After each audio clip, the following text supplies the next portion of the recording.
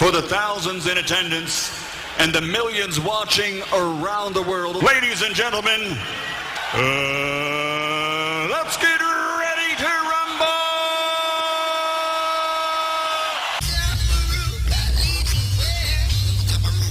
Welcome to Fact Africa, the series where we teach you new facts about the African continent and its amazing and beautiful people. And today's video is sponsored by Kaspersky's Internet Security for Android. This amazing app can protect your Android device against cyber attacks. Now on the internet, there are millions of malicious apps that can gain access to your phone and ultimately can gain access to your contact, messages, usernames, passwords, and even your credit card information, and ultimately can steal your money. Now this app can protect your private information. Now to gain access to all these amazing features, just download Kaspersky's Internet Security on your Android devices today for free and use promo code TUNACHEKI to get 30% off your upgrade.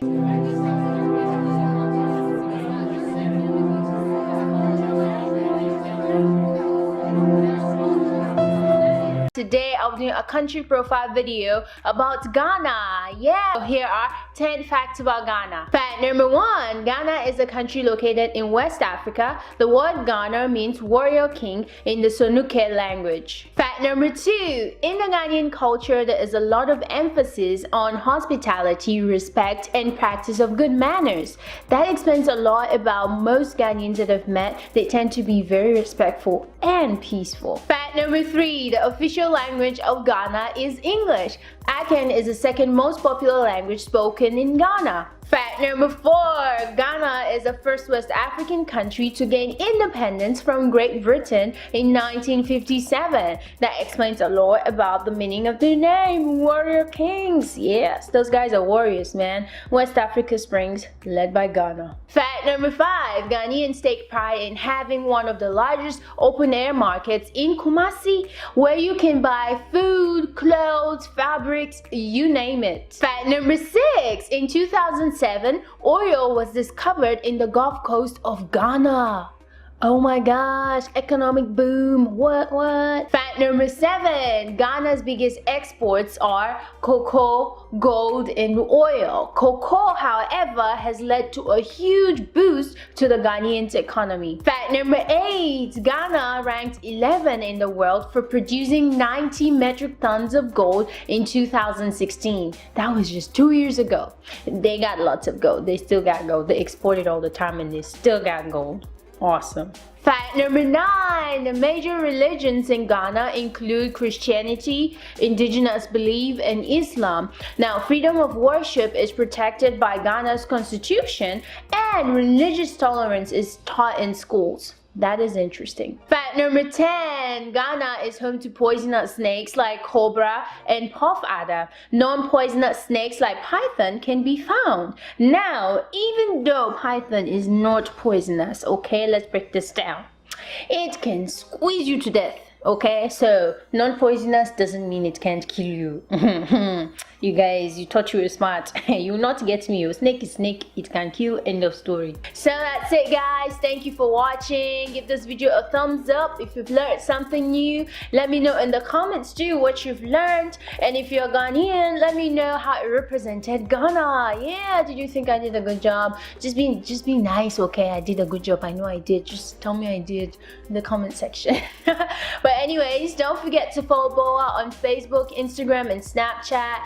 And also look in the description box for more info. And I'll see you in the next video, guys. Bye. Thank you for watching Fact Africa. Please like and share this video with your family and friends. And don't forget to subscribe to Tunacheki and Boa54 for more African content. Now you can suggest what African country we should do next in the comment section below. Now remember to try out Kaspersky's Internet Security for your Android devices today for free using this link in the description box below, and I'll see you next time. What made this Wednesday night unusual? What made this Wednesday night unusual is that we're not in the IRFM studio in Jamaica. We are way over in Accra, Ghana. broadcasting from X Live Africa. So, you know, okay, we are telling you, say, we're there in Africa broadcast this program, yeah? We're not in the studio of IRFM. We want to yell up Asphalt in the studio. Asphalt, yell up. Yell up. Yell Muta, yell. Asphalt? Yeah, man, yell Muta. Alright, that's why I not talk to it. Yeah, man, yell Muta, yell. Yell up Benjamin Mills, technical producer. You're a technical producer, man. He turn up beside me, so he might shake him head like a TV. He's supposed to say something, but he might shake him head like everybody can see him. You understand? You want to hit up the assistant producer, DJ Feud, executive producer, Thompson. And as we say, we are live, X Live Africa FM, Africa Radio. From Africa to Jamaica, we have bridged the gap. We have bridged the gap. Believe you me, we have bridged the gap because, you know, so all the while we get to do these things outside of Jamaica. We do it in the road, but outside of Jamaica, we don't get to do it. But when we get to do it, we do it. So, cutting edge tonight, stepping razor tomorrow. I must tell you that the time is after 3 o'clock in Ghana, yes or no? It's 3 a.m. What time it is there? 3:20 a.m. We know say it's 10:20 a.m. 10:20 p.m. in Jamaica, where they are 3:20. So you see, we have to get up so now to cover so to reach this thing here. And tomorrow we will be broadcasting 2 o'clock Stepping Razor, 7 o'clock Jamaica time. But Bob Marley birthday not done yet in Jamaica, even though it's done in Ghana, yeah, but Bob Marley, we have to come here and remind him, say Bob Marley birthday. Bob Marley birthday not done. So you're out there. We okay, a slow Bob Marley song, you know. Yes, here we go. What may I say? Most of the wars that have been fought in the earth is fought with people who believe in some religion or something, right? Now you tell me when you say no, back up what you say now when you say a whole heap of the murder we are going is people who don't have no religion. Okay, so we're talking about 2 different killings. From what the brother was saying earlier, right? It's a bring down religion. About for us, people in the diaspora, our people. Yeah. So if you go into Chicago, it is brothers killing brothers, right? But most of them believe in our religion. But most of them don't even go to church. No, you don't have to go to church to believe in that. But here's the thing. Okay, what I'm saying is, right? We're focusing on religion itself. Yeah. But I'm saying that education and giving us a bond, a connection, right? To instill in the youth a connection to your brother and your sister. Yeah, but most people who do that use a religion to do that. Muta, okay, so I have a response to that. In Ghana, you being just fair, your skin being fair than me, the two of you here, okay? When a Ghanaian child or some adult meet you, they call you Obroni, mean white man. Plus your accent, they call you Obroni, okay? And they think that if you are coming from the States, you are living a better life, but maybe you are even running away from police brutality. But if you tell them, don't run, don't go to the States, let's stay here, he thinks that you are lying to him because you look, your skin makes you look closer to that of Jesus, the Jesus they painted to us. You understand? The majority of Africans don't want to even listen to Pan-African issues. They think Pan-African is linked to paganism. But then they live in religion. You understand? So for me, and with my about 6 years working with diasporan people in Ghana, what I've realized is that the more somebody throw away religion, the more he sees his brother from the States, from Barbados, from Caribbean, being one with him. I find that too, that most people who I understand. So come in contact with don't have no religion. Religion is a big problem. Yeah, sorry. I think that the focus is not really much about throwing away Christianity or religion. That's what the confusion is. But where I understand him is that if we begin to educate the people on the values and the cultures of people, it will itself in a way eradicates Exactly. the religion he's talking about. Yes. So it's the process of emancipating the people on the values of the people, the traditional values. In our Because education, the more you give the people the traditional values, then you are telling them to move away from this one, which was imported or brought to us, and stick to this one. Okay. So In at our the education end of the books. day, it is the gradual process of bringing the people back to their roots. So that let will me, kick out let, what was let me give you an brought to example us. from our educational books. Okay. In social, we have a subject called social studies in Ghana. And in social studies, can you imagine? A question goes like, define the term colonization. State 4 positive, look at the wordings, 4 positive benefits. Hey. Positive plus benefits of colonization. And let me tell you one of them. Oh, yeah, me hear about that, you know. Me hear about that. One of them is that colonization brought Christianity. And what did That is a benefit. Christianity do? Christianity helped Africans to stop human sacrifice. Which religion believes in human sacrifice as Christianity? But they are saying that one positive Yeah, benefit of Jesus was colonization is Christianity. That Christianity stopped human sacrifice. Christianity stopped Africans from worshiping idols. Africans didn't worship idols. Pouring libation means that you know how life starts and how life ends and how you. So it's a cycle. But I them say about the Native American them too. Come again. Them never understand the culture and the Do you spirituality understand? that So define the moment you begin to teach the African to be the real African, as he said, automatically Christianity will die. Well, you see, that's the difference between religion and spirituality. There's a difference between religion and spirituality, as his Majesty said. Religion is a money making, it's a business. Of course. And it's a business. And it's making our people poor here. It is making Africans poor. And not only poor, but ignorant. It's retarding their growth. The only way is to sankofa, is to go back to our adherence of natural law, our laws, which were our traditional laws. That's why our rivers were clean. That's why if somebody did something without somebody witnessing it, you still had your conscience that I've done wrong, I've been seen. Today, somebody can hold a Bible in court and claim that I didn't do it. But in our traditional African religion, there was a system that held you accountable. You have to offer your brother food to eat. These are high human ideals, which don't exist today as much as we've so-called developed under Western ideology. So the only return is back to Africa. If we had our ministers going to swear an oath at a shrine that they wouldn't steal from the government and go there with their family the same way they go to parliament during the vetting there wouldn't be any stealing in Ghana. But that our natural law has vanished, so people are not accountable anymore. I mean, you can just hold. Most of them follow Christianity. Yes. Most of the people them who oppress me give credence to Christianity. Yeah. Most of the people them. And our people don't understand that in our traditional religion and our traditional spirituality was an adherence to all these things that these new religions are trying to give us. You understand? So we are seeking in our traditional, in our Christianity and stuff, what our traditional used to give us anyway. And we had orderly society. You know, you could go to someone's farm and you take some fruits to eat because you're hungry, but you couldn't take a basket and harvest and take it home.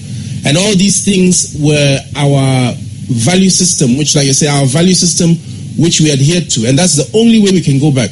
And right now we're operating on somebody else's value system. But That's right. inside, every single Ghanaian is aware of that thing. That's why in Ghana they say, Nokuyejing. There's something in this world.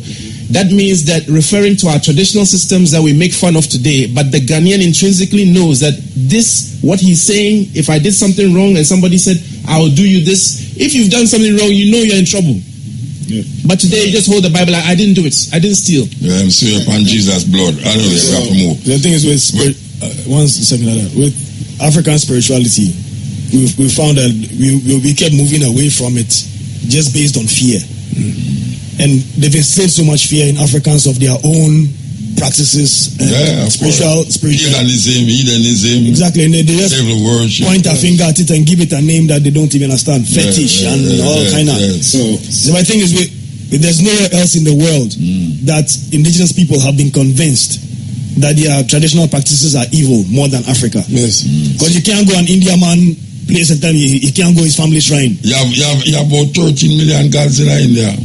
Yes, you can't go to everywhere. Japan and tell the man that they don't go to your traditional shrine. Them see the emperor as God in Japan. And you mentioned those examples, and this is what I'm coming back to. We talk about values, right? Or virtues. Ultimately, virtues. If you don't protect, like Japan protected his culture for decades, even after being bombed, right? Being subjugated. They still found a way. The Japanese prime minister goes to this Shinto shrine, the World War II shrine. Even though there's such outcry from the entire world about him going there, he still goes. They know the value of that spiritual practice. Well, it's the same thing with these other cultures we're looking at. It's only our people, for some reason, do not build anything in place, whether from any institution, and say, let's protect our value system. Because in Hong Kong, for example, you could not have a Western movie in the theaters. So it protected its industry until it was strong enough. So you may have a few movies now, right? They did that for years. You cannot own anything in Japan, even though they were bombed and subjugated, right? That you could not own property or a business in Japan for centuries. So maybe recently you could now own in partnership with the Japanese, right? So you have in Mexico that was invaded. I cannot purchase land. I could buy property, but I can't own the land. So you have everyone else developing methods to protect their culture. Yeah, all right. One second. Do you know that the Bible and the message is sent around the world? It's more powerful than the bomb the American use on, of course, Japan. You understand? But not wrong with that. But not wrong with that. African people was displaced from them land. All of these people, Japan, India, them never take them out of them land and carry them go somewhere where them never let them lose them culture and them thing there. That's a total different thing. If you colonize a man on his own land, but you maintain him culture, or take him out of him land where he can't even live in culture and colonize him. We have to move now. We just give thanks to the moment, give thanks to the time and the energy. As we say, we'll back here from 2 to 5:45 and the stepping razor, and we're going to say from 7, right? 7 to 11. 7 to 11 in Ghana and in Africa. Yeah, so yeah, man, we give thanks and we are going with this tune. Yeah, we could say the tune we already about it. That tune we just already about it, but we're going to play this tune. Them are going like them not rate Rasta. Yeah. Is that the combination between Cuba and Venezuela became in modern times since Chavez, came to power, right? Has really heightened America's fear about the combination, this new force. Because what Chavez began to do is to link with these countries in the region, provide them with money to pay their IMF loan, and also offer them cheap oil. They would also pay for some of Cuba's expenses, like Cuba sent 1,000 doctors to Pakistan in 2005. Also the Caribbean, where Cuba operated this Operation Miracle Eye Clinic, Venezuela would pay for these kind of things. Now, lots of things are happening in the world. The American civilization, which is the epitome of Western civilization, seems to be experiencing its twilight moments. That it is going down. There is China on the rise, there is India, and the Koreans probably will come in next, you see. America is now trying to buttress itself in the region.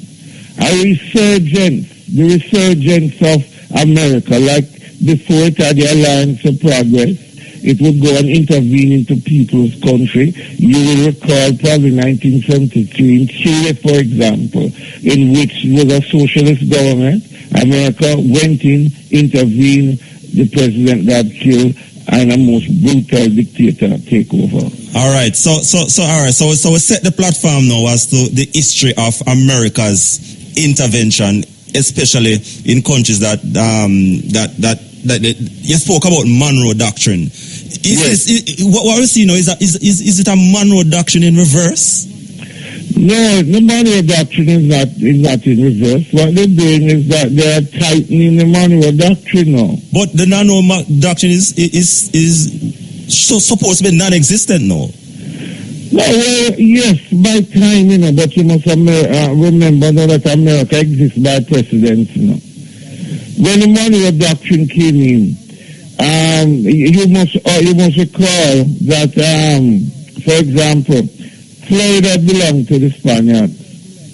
Well, Andrew Jackson came in Florida, killed the governor, and they took over Florida. To get the French out of the region, they purchased what you call the Louisiana Purchase, which is from Canada, come right down to Mississippi, down to Louisiana. Well, Mexico was a big power. You can say at least a good 2/3 of America belonged to Mexico. And what they did was that they take away these people's land, make them into smaller, non-powerful states. Panama, for example, no. The Americans went here in the early 20th century, captured the canal, and not only control the canal, but in that era they built a military training center where they would indoctrinate the military in Central and South America to maintain that American value system. Remember they also built an airstrip in Jamaica, Well, that was during the World War, in which they would, being allies with the British would give them all of that kind of facility.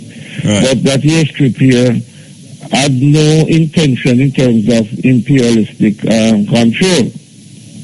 But that will have to go and look at the bauxite, which was really the payment they really received from England after their participation in the war. Right. But the whole thing about it now, this whole question about American value system, American democracy. Good? Look, when America invaded Cuba in 1898, the Americans blew up on their ship USS Maine in Havana Harbor and used it as a kind of pretext to invade Cuba, to get rid of the Spanish from Cuba, from Puerto Rico, and also from the Philippines. Well, in the case of Cuba, what they did was that they promised the Cuban people independence. But it became the kind of playground for the rich and the wealthy from America, the mafia. Then America would keep Cuba into this thing only producing sugar. There was no serious even industrial development. It was total exploitation with a succession of barbaric military leaders. In fact, Cuba got so bad in the 1930s that the hotels had to be closed down. And this is what gave rise to the whole popular tourist industry in Jamaica. Hold on, Louis. I think Muta want to get in. Muta, you here? Yeah. Muta, you here? Yeah, Louis. This is Muta, all the way from Ghana. Yeah, man. Yeah, we are Ghana. Yeah. All right. Say Venezuela under Chavez did kind of live on the wrong side of America. And Chavez dead and this version come now. What you think is happening? Why the advancement of America upon Venezuela is so hard now? Why at this moment you think it happen? Because Chavez give them problem and you never hear about no invasion now here. Like them stepping on the gas. Like them stepping on the gas now. Yeah, why is it going at this time? Venezuela is the depositor island of the world. The Chinese are coming into the region and becoming a dominant economic player. Maduro is not a Chavez. He's neither a ruler from Brazil in terms of a union man that really take over. What the Americans realize is that there's weak political leadership in the post-Chavez regime, and in terms of looking now to balance their control with the different forces, because you see the Soviet Union coming in now. Good? You see Chinese coming in to support Venezuela. So there's going to be this kind of power struggle that we saw in the Bay of Pigs when the Soviet came in to support the Cuban regime. All right, Jamaica find themselves in a serious position, you know. Don't know where to go or where to come. And we see the PNP kind of show some kind of brightness towards the reasoning, but we know how them have to tiptoe with America. Or you see the relationship between Jamaican opposition with America and Venezuela and the present government with America and Venezuela. Given that the government right now tried to take over the backside, the oil company, or you say it a play out with the two political parties in Jamaica as related to America and Venezuela? Well, one of the problems, I think a major problem, is that the political party kind of embrace the same political philosophy. Well, but I think in all of this, that the PNP in government would have not taken the position that the Jamaica Labour Party takes right now. The Jamaica Labour Party seems to be on a kind of reckless foreign policy route, not only in terms of Venezuela, but also their embracing of Israel that they're bringing into the country, the kind of skills that Israel used to oppress the Palestinian people, they are bringing that to Jamaica now as a point of crime control. So when you look at this kind of relationship that is really taking place, the PNP now has decided to remain quiet. And that is kind of really surprising, unless the PNP does not have the capacity in terms of dealing with the situation. But one must remember, this is a popular argument that the socialism is what mash up Venezuela. But people must remember the better times under Chavez. And it was the same argument that was said about Jamaica in the 70s, that Michael Mann used socialism and mash up the country when it was acts of American destabilization. To see Jamaica today participating in something that can be similar to 1973 Chile and Allende, it's really dark days for Jamaica's foreign policy. Yeah. All right. In the wrapping up, you see, what is the move where you think? What do you think about happening right now? Just half the while. What do you think about happening? Well, I can only, once Russia and China comes in, I think there might be some kind of delay in terms of military intervention. Good? And then they can probably provide Venezuela with a kind of assistance, like immediate assistance. No, because Venezuela is really saying that we don't want anything from Colombia because we do not trust them. Good? So I think you might see they go to the playing card of the Cuban crisis between the Americans and the Soviet Union. It's going to be a little difficult this time because the Chinese are going to play a role in this kind of thing, given their interest in the region. Yeah, what the problem with that now? Because you have to remember, say America don't have to go in our country to destabilize the country, Them can start what you call a civil war, trump up a civil war in the country where you find to the nation, one side of fight against the next side, and then now it bring in now what we call sympathy to the side where America really a plan. So really and truly, maybe no big war now happen because as I say China and Russia. But a civil war in the country, trumped up by the American regime, I see that possibly at this time. How is that? No, well, this is a normal mode of operation, because all they needed to do was to get behind Pinochet. I mean, they're trying to get into the military itself. And it's not strange for America to develop right-wing guerrillas to carry out this kind of activities. They didn't come here, but they got people from here to train to destabilize. And we can go back to a little argument that was given by this guy named Little Nut Miller from St. Kitts about his role during that time. Most recently, some advertising, we call it mogul, named some Greenley or something like that, proudly speaking about how he was asked to help to get rid of the Manley government. So what you're saying, yes, they recruit people inside, they train them, they manipulate them and stuff like that. They get shops to stop selling food, all of that kind of thing we have seen, and it is really a brutal part of the history in terms of punishing people to get rid of a government that America does not like.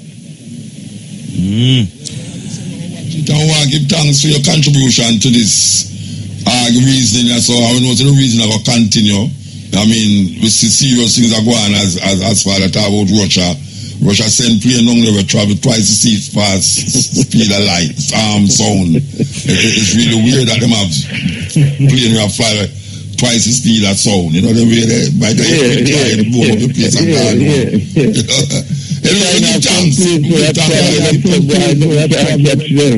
Yeah, so it's going to be some interesting times, and we have to be very serious because we're not the region, brethren. And we can't make decisions out of our heart. We have to go be informed by history. Give thanks, brethren. Give thanks. One love. All right, Louis. All right, Louis. Yes, that was. You said that was, you know. I said that was. Yeah, that was. Oh, I. That was Louis Moistan, man. I said that was.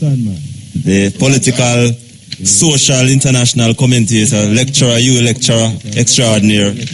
Yeah. Speaking about the Venezuela issue. Your time. This is the cutting edge on RFM straight out of Africa, Ghana. May I tell you, big issue I make us all. Yes.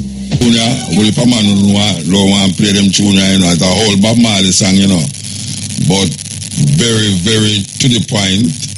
It's one of the only songs where you hear Bob Marley talk about black supremacy, black progress. Whatever you want to call it. The Rock Station.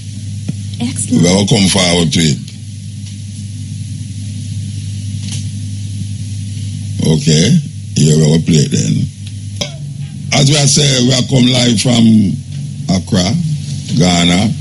We really want to give thanks to the ones who make this possible at X-Live Africa radio station and so, because trust me, it's really something else we know, so we can really take up ourselves coming to Africa and broadcast right back to Jamaica, and simultaneously people in Africa listen and people in Jamaica listen. Said we, so a little more from this. Well, we say little more, but really tomorrow for the people in Jamaica from 2 to 6, we have the Stepping Razor, the art of war. We're going to be an outside broadcast. So we are coming not only for coming on radio station, but we're going to do an outside broadcast courtesy of this said radio station at X-Live. We're going to have many guests as we have now in the studio. So we have some guests in the studio we want to talk to. And a very important, very important.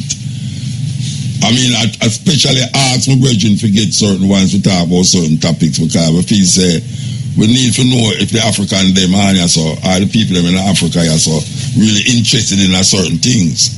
Understand? Because sometimes we come to Africa and we say it come like a joke business are going, like the visa thing where the government are Ghana up and way there. You know what I mean? A man like me I come to come to Africa. Me never left here with no visa and no passport. And me I come back to Africa now to come see my brethren with them I tell me say, come home, you're my brothers and you're my sisters. And white people have to tell me if me can come here and not through British Airways. Them think they're kind of rude and out of order. But me not blame British Airways. Me I blame the people them who still institute these colonial little things about visa for black people for come here so. And them I tell we say, yes, it's our country too, and so my brothers come home. This is the year of return. It's a year of return, yes, but one to the one them now return with no only for American dollar, but return because of the spiritual awakening and consciousness will bring them here so and make them know say, well, right now, yeah, so them umbilical card there. Suppose you not have no millions of US dollars to come invest in the country. That means that you're not brothers and sisters. Because I really choose an impediment. This visa thing is an impediment. How you feel? You think you feel good for 300 white people go up on a plane and me are the last one to go up on the plane? Because them have to contact this and contact that and contact that to see if me can go up on the plane when ticket buy, all these things about because them have some little irregular, irrational visa restrictions. The British Airways, white people, them can come tell me, say, well, sir, I don't think you're going to make this flight, you know. And I have to say, look here, I bet you can send me go to England, then maybe I have more chance at England. Because it's a start from Miami. Miami to start from. And me I look on it and it's like me want to cry, not cry because I can't go on the plane, but cry because I see black people, still hold black people in a little subjugation where white people feel good for know, say, here is this man, this black man looking proud and looking princely. Because that them I say, white people, oh, you look so prince. What tribe are you from? I said, Jamaica we come from, a tribe. No tribe is this. A Jamaica we come from. They feel good for look by and say that. But guess what? Some black people around the corner and make it difficult. If you know, say, me I look on 200 white people I go up on a plane. And a little sprinkling of blacks. And everybody got up on the plane and left me one day because them I try figure out about visa. After my ticket done by and everything, them have to figure out now visa and arrival. Them think that we done with it. A long time we asked that. From Rollins days we are talking about it till now. Watch out, you go to South Africa, you don't have no visa. You tell me say South Africa no want money. South Africa want money, you know. But you don't have to have no visa for go to South Africa. Brazil just stop. Jamaicans can't go to Brazil right now without visa. Ghanaian can't come to Jamaica without visa. Nobody will stop Ghanaian for coming to the airport. You say, where's your visa? Visa for what? A visa what? What kind of visa? We never come here with no visa and no passport. No, them say passport. Well, yeah, but the visa thing. I will talk to the minister who come the other day, you know. I don't know where them I deal with. The era for turn. We love all the era for turn, you know. The era for turn, yes, but we don't want to return with no visa. That's why we want to come here and know, say, it's the brothers and sisters. It's not Germany or France. This is Africa. This is Ghana. This is where them take most away from and carry go over there, so do missile upon those farmers, slave plantation island. And we come back here so now and we still have to go through the real struggle. We are struggling for get visa, struggle for get visa. You just have your passport and you just show it. And the British Airways know, say, well, Ghana, you go. And that is it. Like when we are going to South Africa, we go up on the airline and we just show the passport and say, oh, we don't have to have visa to go to South Africa. You understand? And it just worked that way there. This is a gateway to Africa. Ghana is the gateway to Africa. I mean, I listen to a lot of people and say that. I tell you my own will. Ghana is the gateway to Africa. And if it's the gateway to Africa and them take most away come from here, so most away. Most Jamaican come from here, so. There's no reason that after how much years we are laboring with this thing, I say, why would I keep a hold on this visa thing? Like say if we don't get the visa, them can't plant no food. Or if we don't get no visa, we can't build up a skyscraper in Ghana. And the visa money are going to build up the skyscraper. You know, see? So, I don't know. I prevent. I really want to talk to the Prime Minister before I left that talk. Because he institute this thing about visa and not visa and arrival, about what them call it, year of return. The year of return. I know you're not listening to Mr. Prime Minister, but anybody know the Prime Minister, tell him say Muta come here and say, look you know, Mr. Prime Minister, one of the impediments of us feeling at home, as how you have mentioned that you want us to feel at home. One of the impediments is to come through that airport and know, say, we can't come in here if we don't have $150. After we spend $1,000 upon an airplane ticket, we're going to find $150 too. Not even for the money. Where the money name down here again? CDs. You know what CD me have on my yard? I get them tons of CD over there and play again. You know what I mean? CDs. It's not even 150 CDs, $150. Me I come from Jamaica, me no use US dollar. You know, see, some me don't understand why that come like a burden for our brethren. Mr. President, it come like a burden for you know the cry of the people, you know. And you're supposed to listen to the cry of the people, man. You know, in this year of return, the visa thing not working out very nice. It's not working out. We need to come in here and know, so we come home. Or you go tell children if we come home. Because you are my brothers and you are my sisters. And then if we don't have a visa, we can't come to my brother and my sister. And I like to say, when we reach home, I say, no, we must have some paper to go see my wife. You can't imagine me going to my yard and I can't go to my yard because we don't have the right papers. Anyway, oh, you see along there? Oh, you stay? Over there, yeah. Yeah, man, we stay a good man. You ready? Yeah, man, we stay a good man. You ready? Yeah, man, we ready like Freddie, man. Freddie McGregor come up here next month, too. Yeah. This is the Cutting Edge and IRFM. We're there with you live from Ghana, Africa. Accra, Ghana. So, as we say, we have some guests in the house.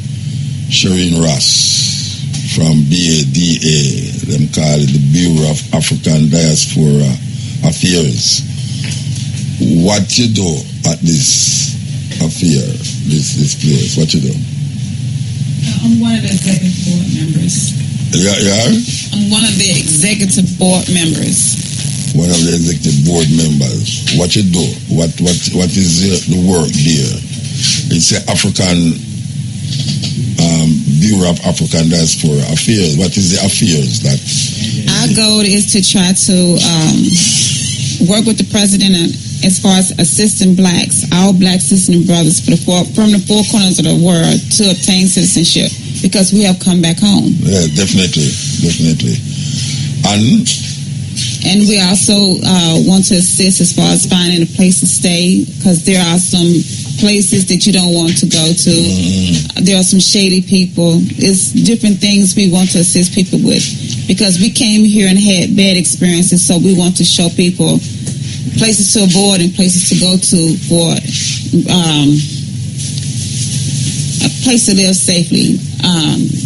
Certain Uber or taxis to take because a lot of them are not honest as well. They're kind of shady. Yeah. So I can't, you have been doing this for what? Tourists or for people who just want to come home? Yeah, we are home. Like myself and my other sisters and brothers, when he said this is the year of return, come home, we're home. So now we're looking to be treated differently. We're not white. We're not Chinese. This is home for us. Yeah. Just like you were saying about the visa on arrival. Honestly, since this is our roots, we shouldn't have to go through all of that. No. And we're trying to get that out of, as far as us having to pay money for every time you turn. Yes. I said the thing is that it's white people that tell you say you can't come. Because if I never have no sense, because after I did Miami, I realized that them now will let me in, and I say, all right, I have a legitimate British visa and a passport, and I have a ticket for go to England. So I better them send me go to England, I'm going to work out the thing from England because I know the time difference. So that I did not think in my head until the lady said, I must copy something in my phone. Because she told me, me sure the sister sent me this thing, authentic thing from the travel, the immigration. She told me, it's not valid in the phone. I have to copy it, print it. Can you imagine how me there in front a ticket office, I never tell me was print to be having a my phone. Well, it was so nice that the manager come round and say, she will call them, say that make them print it. But me have to get fair number, put it on my phone, put it from WhatsApp to WhatsApp in a fair phone, and she take it and I said it goes, I say, that time everybody go up on the plane and immediately I look at it and say, okay, 1, 2, 3, 10 more people left, 4, 5, 6, So this is things that you deal with. You deal with these issues you deal with, or go. We're trying to get all of that worked out because we explained to them that we consider ourselves as hub. That's what our brothers and sisters has come back home to Africa. We are a historical, unique group of people. And that's how they should see us as that way as far as welcome us. We've also been talking about reparation, but we know that that's not going to happen because they said that it will break all countries because they will not have to just pay our brothers and sisters from the four corner earth, but they will also have to pay our brothers and sisters here in Africa. Why? Because they took. Who you saying to pay reparation? Who you talking about with reparation? Reparation is for there's other races that have been paid reparation. No, I know, but I thought we was talking about the diaspora. We're looking at all aspects of different things. Okay. And because we're looking to be accepted back into Africa because we shouldn't have to beg or plead. Everyone who's coming here is not asking for anything. We're bringing things to the table. Right now, there are so many sisters and brothers here. We bring several millions of dollars a year in our spending. We're from Jamaica. We're from the U.S. We're from the U.K. We're from Canada. We're from everywhere. And we're bringing spending money here. We're employing our sisters and brothers here, bringing economy for them as well. So, and we're trying to... Our goal is to broaden it, and there's a lot of sisters and brothers who have reached out to us. They are coming home this year because the president made an announcement. All right, so you have a place that they say this is the bureau that if anybody come now, them can go to that office and find him. Yes, it's in Osu. I can give you the address. Yeah, man, you can give everybody the address. The whole world listening. The whole world will be surprised to know how much people are listening. You're going to get called like crazy. Because them say this is the year of return. We're also going to have a booth in the festival. That will be tomorrow. Yeah, in Aubrey Garden. I will be working the booth there. Yeah, Saturday. I'll be up there Saturday. Yes. All right. So tell me the address where the office is and who is the contact person. Well, I'm going to assume that you is the contact person. By the way, how much people is part of this bada? How much people is part of it? Hello? It's myself. We have Brother Yao. We have Mama Amicus, Sister Amicus, Erno, Majua, Carnito, Dr. Carnito, Prince. No, just tell us how much people, because calling the name them not make no difference to people in El Salvador. Just tell me like how much people is in the body, the organized body. There's probably between 15 to 20 of us. We're looking to grow larger because there's so many wants and needs here that we need to address. Okay, still can't find the address. I am looking. I have it in my phone. Sometimes nice when you're right nowadays. I realize that we get old now. I will ask the things them properly. So when we write it, go back to the old days. I don't think we'll go back to it still. Because I go back to it. But sometimes it makes sense. You write it down. You know what I mean? So where you say you're from? Where are you from? I am originally from Memphis, Tennessee. So how long have you been living here? A little over 8 months. You just come? Yeah, when I retired, I moved to Florida, and from Florida, I came here. Okay. So,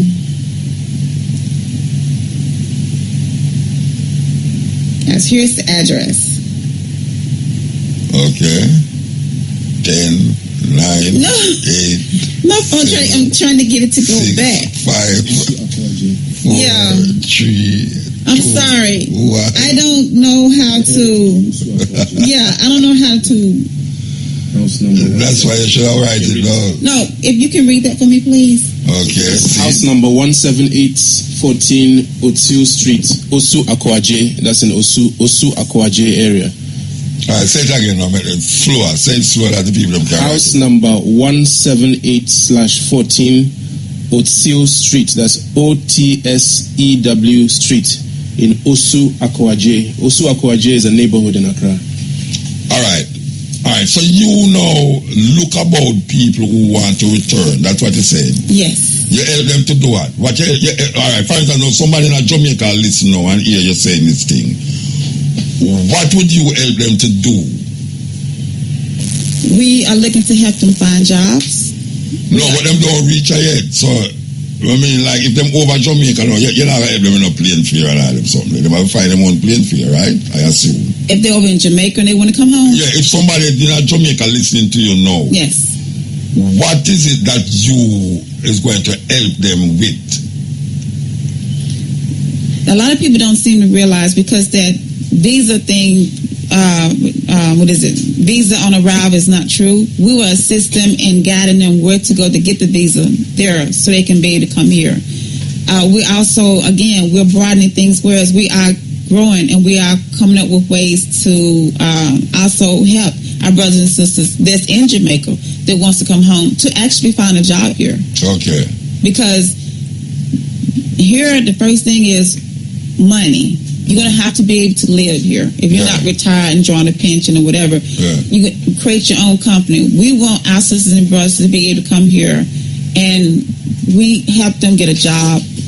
We looking to build, to create companies, whereas we work together to make a company.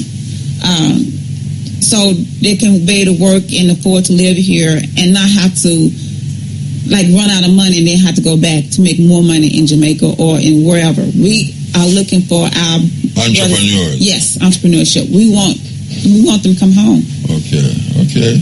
Well, so you hear it, people. There is a sister here, Shireen Ross. What is your phone number? What's your phone number there? You have to look in there again. Okay. Like I don't look in there. The program I got done. There's the phone number. Yeah, that them should call. If I can provide that with you later, because I all right, provide them with. All right, tell me the phone number later. Write it down, and then we tell the people them how to get in contact with them. I tried to get my phone number from my brother over there, but we had some problems. So because you have a problem with him, I have a problem with the phone number. with the phone company, to get the number working because we have. Look like a problem, you know. I go ahead and look like a problem. Okay, all right. The phone company, it's not so like Jamaica. The phone company, I have a problem with the phone company. I have a problem with the water people. They have a problem with the light people. We have a problem with a problem, you know. So many problems. Okay, give thanks. Give thanks, you know, Shireen Ross. As you say, you're from, where you come from? I'm originally from Memphis, Tennessee, then to Florida. So you have your citizenship here now? No. Oh, you just come. So you're looking about it though? I am looking for citizenship. Yeah, you have dual citizenship. I'm looking for dual, yes. I did born here one time, you know. I was born here one time. We all were. This is seriously. We are the ones we're looking for. Yes, our roots are here. Yeah. Anyway, give thanks. Yeah, man. That was Shireen Ross, BADA, BADA, Bureau of African Diasporic Affairs, trying to put the thing in perspective where those of us who desirous of come here to live, work and play, she's trying to make it easier by finding the necessary accommodation and jobs, entrepreneurship especially, for really make the thing work, you know, because that is really what is happening right now. You know, I still have to say Africa await its creators. You know, I mean, it might sound pompous thing, but it's true. A lot of us was taken here and carried over there. And we could have been contributing a lot to Africa if them never drained over there. And when them drained over there, so we don't have no use to say neither over there nor over here. Marcus Garvey, they don't tell me say, when him say go back to Africa, I'm not talking about everybody. Because some of we not going to have no use to Africa. We're going to come here and make more problems to Africa. So really and truly, the sister from the United States has said, yes, come, and we will try and see how we can assist by setting up this Bureau of African Diasporic Affairs. So we give thanks for that. If they can search the website, the 1st of next month, it should be up and running where they can get in contact with us much easier. Okay, so what's the website? It's the bottom. Just type in www. Just try BADA, B-A-D-A. Yes. Okay, that's easy. Very easy. Okay, this is the Cutting Edge on RFM. As I tell you, it was Derek Harriot's birthday. Derek Harriot. Asphalt.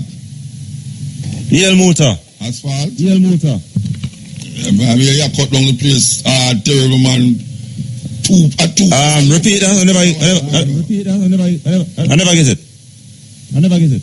I mean, say a two piece of lumber. Me just say you cut a while ago. A Cutting Edge, man. No, Cutting edge name, you know. Yeah, we're coming to you live from Accra, Ghana, as we say, X-Live Radio. Give you the opportunity for really do this broadcast. So why you look the bridge in them, why you look the technical producer, so we look like crap. Hey, Asphalt. Yeah. Asphalt. Yeah. The bridge that's up over me, I saw when technical operator, him look like crack is the bridge. I must say everybody have a twin, you know. Everybody have a twin, you know.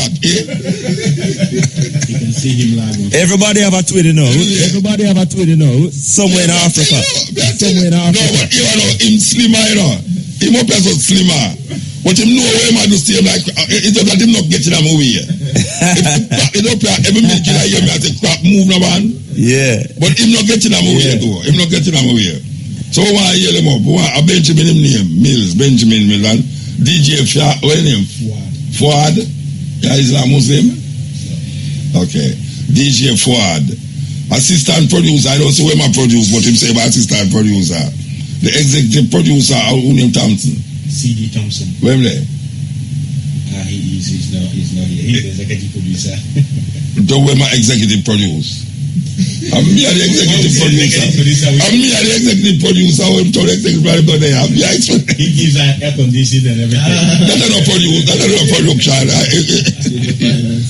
So as we know, say this a come live in Africa and all over on Facebook.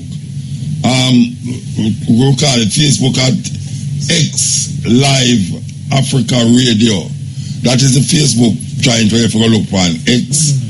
All the people in Uganda will love listen to Cutting Edge. You can go up on Facebook.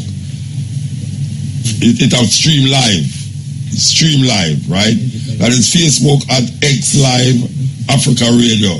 We want to big up Jeremiah Malikat and Neville Buchanan. Yes. Are you Neville Buchanan? You related to Buchanan, the politician Buchanan? Maybe. Yeah, from St. Elizabeth. You're not related to him? No. Where you come from? Where in Jamaica you come from? Marchtown, Hanover. You come from Hanover? How long you run left Jamaica now? Tell me. This is 1973. Long time. 1973 no long. I know some man there, some 50 years, some man there. From here come up here. Where you say you come up here? No, I left Jamaica in 73. Oh, what I know you told there? I went to England, yes. Oh, yeah. I was in England for 30 years, then I've been here. You're in England for 30 years? 30 years, I'm there in England. You're serious? And then we come to Ghana now, 16 years. So how long ago you go back to Jamaica? You don't have a passport to go back to Jamaica? Maybe I have no passport. I don't know where my people passport. What kind of question? No, but I mean, the question is because... Jamaican passport. No, but I can't tell you the question. Yeah? Some people passport expire upon them, you know. Yeah. I never say that I'm a Jamaican passport. Some people passport expire. Only if a man there in England and the passport expire, you can't go back to Jamaica. So. Them get dip. No feel. No, you get defensive for two. So we say, if you have no, man, I was there year before last. Oh, yeah? Are you going to Hanover? Yeah, man. I got St. Elizabeth by... St. Elizabeth. That's why I asked you about St. Elizabeth because I know the book forget me buy me and fish, you know. I forgot St. Elizabeth for that. Yeah. You could have gone Port Royal too. Yeah, man. So you're alright up there though. You're alright. I see you have a nice wife. Everything cool, man. Yeah. The sister here was talking about the citizenship thing. Yeah. I got my citizenship 2 years ago. I was one of the... Oh, you was one of them? Yes. Okay, I hear about that. I hear about that, so one of them. This time we're hoping that many more will get their citizenship. Yes. We want hundreds this time. So you're part of the group, you're part of the Bada? Well, indirectly. I mean... When you say indirectly, which part directly? When you say indirectly, like you're out there support over there, so tell me. Well, you know, I support...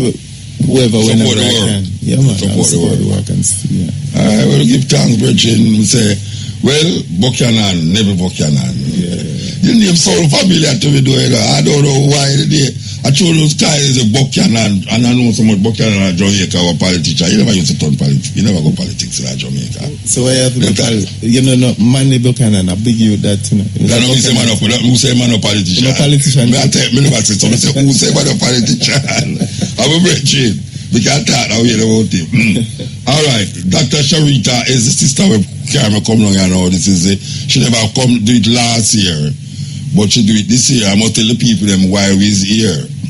We's here because of a wellness festival that the sister keep every year where she bring people from across the diaspora to really take part in something that you all the year are going in Africa, which is people that deal with wellness and health and all these things, you know. When you hear about vegetarian thing, it's all like a white people thing, you know, but we know say the vegetarian thing is something where we used to really deal with long time before we get so carnivorous and I eat all one another right now with gun and machete and knife and stab up one another in England and all these things. So she is the one who bring us here continuously. This is the third time she bring me here and we feel good to know say she really consistent with it. Very, very important. You know, I forgot to ask her why she keep on bring me come along here.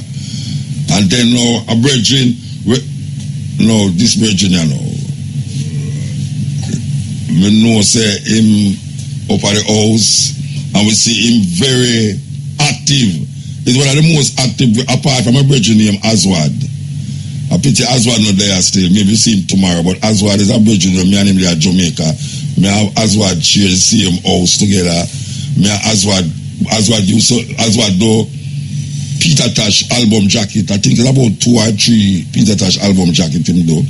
My backdrop him used to tour with all over the world. Him do it. Very great artist. Him live down here longer than you. Live down here. But this bridge in front of me, you know. You have to introduce yourself to the people, you know, because I really appreciate how every time I look for my WhatsApp thing, I see you take part in something, some act, and I know say your thing is the genetically modified food we are coming to Ghana, and you're adamant that it shouldn't go on. Tell the people them who you be and explain to you know, because when we talk about genetically modified food, we only think about like the Caribbean, Jamaica, and America and them thing. But there is a movement in Ghana where the eyes part of where I deal with genetically modified food. So tell the people them who you be. Yeah, greetings to your listeners all over the world. My name is Kweku Ando Bafo, and I'm the Communications Director for Food Sovereignty Ghana. And Food Sovereignty Ghana is a civil society organization that is, fighting for social justice. And one of the flagship issues we've been dealing with over the past 5 years since our inception is this issue of genetically modified organisms in our food and agriculture. And we've been, like you said, very adamant to try and keep it out of Ghana. We've been doing our best to educate people, to do advocacy on the importance of keeping Ghana organic and natural. You know, in a time when the whole world is realizing how much benefit that organic food has to the body and to the environment, we feel that Ghana is being short-sighted in going down this GMO way. We believe that they're just listening to the GMO lobby without looking at the actual implications of going down this more chemical way of producing food. So we've been pushing on the advocacy, trying to educate. It's not been easy because, you know, there's a powerful lobby on the other side, very rich, lots of resources. But, the Most High Divine is on our side. We're standing on the truth. Okay, all right. So I'm going to ask them now. The group where I is part of, you have a farm? Yeah, we have different members around the country who do organic farming. Okay. We also work very closely with the Peasant Farmers Association of Ghana, and they have thousands of members all over the country. So we work with these people, try to encourage the promotion of agroecology, which is the production of food taking into mind the environment around, the health of the water bodies, the health of the soil, so that you don't kill all the frogs, you don't kill all the worms, you don't kill all the bees and the birds and the lizards, and thinking that you're growing food, producing one kind of monocropping, spraying chemicals, and then taking out all forms of life. All right. So what is the Ghanaian government stand on the GMO situation? Are they saying that, this is something we should have looking at, are them saying why right now it's not something that they would have really deal with at this point in time? Well, looking at the momentum of things, it looks like they've announced that they are getting ready to release genetically modified cowpeas and genetically modified rice. They're going to do that on the market in Ghana. Yes. Oh, that means that them not see it as something. No, they seem to have been taken by the lobby, the pro-GMO lobby, and they are pushing on to release this cowpea. So, there's a dish in Ghana that's wrapped in the leaf, the wache, rice and peas, our version of rice and peas, and this is soon going to be, if the government has its will, a genetically modified meal, genetically modified cowpeas, genetically modified rice. And you ask yourself, in Ghana, and truly in all Africa, the real issues with agriculture that affect agriculture are the fact that we have no roads from the farm to the market. Jamaica, same way. There is no credit given to farmers so that they can expand their operation. There is no irrigation. In Ghana, only 3% of our arable land is under irrigation. So can you imagine if we decided to up it to 5% or 10%? We wouldn't be talking about genetically modified organisms needing to feed the world. There's no post-harvest loss infrastructure, like warehouses, so that people can keep the food that is on the farms. So very sadly, a lot of our farms have food that rots. And we have this pro-GMO lobby that has convinced our policymakers that the population is increasing so much, you need to genetically modify these plants.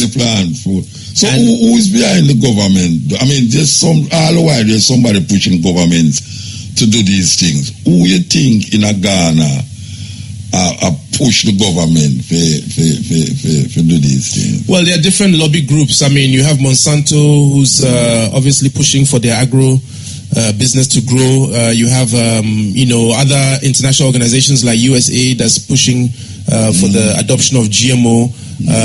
Then the Sygentas, the manufacturers of the agrochemicals, because it's a business. It's a business. It's the chemicals together with the genetically modified seeds. And so on and so forth. But it has a huge socio-economic impact on the small-scale farmer, because it takes away the decision of what you can grow, how much you can grow, what type of food you want to grow, because it's all based on strict finance and patenting and all sorts of. All right. So is there anything in Ghana where label food will say the purchaser, the buyer must have a choice to say him don't want GMO, I want GMO, so him said this food is GMO.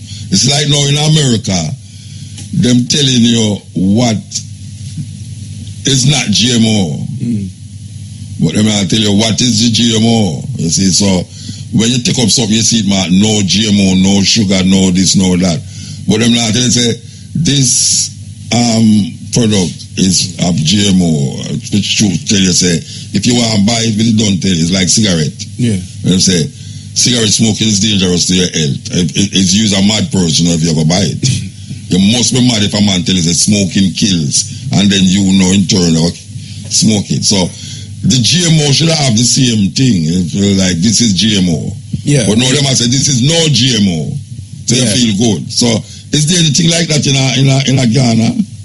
No, not yet. We've called for a mandatory labeling regime. We've put out our position paper to the Food and Drugs Authority, and we're waiting for their response. But we have called for a mandatory labeling regime. That means that any food or feed coming into Ghana must be labeled if it contains genetically modified inputs. We don't want a voluntary labeling regime which leaves that decision to the manufacturer's choice because of the obvious implications, and we feel that it is the right. And in fact, when we were in court in 2015, we sought an injunction on the release of cowpeas and rice. When the government first announced that they wanted to release this cowpea in 2015, we sought an injunction, but that injunction was thrown out in court. And the judge, ironically in his judgment, said that, and I quote, that GMOs, the law states that GMOs must be labeled and differentiated from organic cause and natural, so that the buyer is informed and can make an informed decision. So which means that is a legal precedence that's been set, and the authority that deals with food should make sure that any food coming into Ghana must be labeled so that a parent, any adult, even a child who can read, can make the decision for themselves. And that is to slow down the inflow of GMO while we work on the actual substantive case saying that we don't want GMO. So let me ask you a question. You have an opposition party in Ghana, right? You have only an opposition party. Yes. But I remember one time I come down here, there was an election I go run and so much opposition parties, unbelievable. Everybody has said them is this and that and that. Is there any political party, powerful political party, where you as a person who are lobby for this thing could have formed alliance with because them have the same perspective? Is there any political party like that in Ghana? Well, the only political party that has supported us is the CPP, the Convention People's Party. That's the party of Osajifo Dr. Kwame Nkrumah. Very ironically. We're supposed to have her upon the radio tomorrow. His daughter.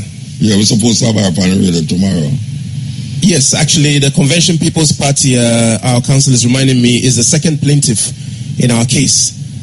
Against the government. So the Convention People's Party is fully in support of this. Unfortunately, the Convention People's Party is not one of the biggest opposition parties now, but is still alive. But it's important that there's that principle that this is not the best way forward. And like I said, those 4 issues about the lack of credit, lack of roads, lack of irrigation, and lack of post-harvest infrastructure, these are the real issues that affect agriculture in Ghana. So any policymaker that has swallowed the GMO pill has decidedly wanting to forget that this is the low-hanging fruit, the obvious way to food production, the obvious way to provide employment for future generations, because you must take care of the environment.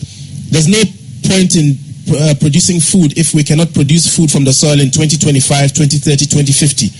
The soil fertility must be there. That means the worms must be there. That means the birds and the bees and so on. So we must go back to agroecology and phase out this large-scale commercial farming, which is, the big lobby is behind it. That is people that say subsistence farming can't really suffice the population. That's a myth. 70% of the world's food is produced by small-scale farmers all across the world.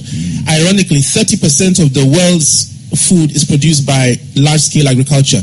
But invertedly, they use 70% of the world's resources to produce that 30%. And the small-scale farmers use 30% of the world's resources, but they're more efficient. They don't waste water. They're likely to protect the environment, to protect species that live on the land, and so on and so forth. So we must look at sustainability. We want to take a little break here because it's little second before 5 on here, but it's 12 o'clock over there. Asphalt, why you take the time signal so because it's really 12 o'clock.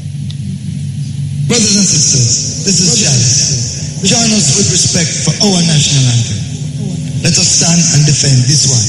Yes, this is the Cutting Edge and IRFM. So broadcasting live from Live Africa in Accra, Ghana. And as we say, we want to thank the ones them again for really accommodate to here. They went to accommodate us tomorrow again on a live outside broadcast. We're talking, I say I don't want to mix up nobody's name, Because I remember when people used to call me Muka Bubuko, Duku Bubuko. So every time I hear African name, I can't call, I bet the person call him own name. So even though it's my brethren, I will see him house regular, but I want him call him own name. Because I like all my family, the reasoning in terms of, in perspective. But as I say, the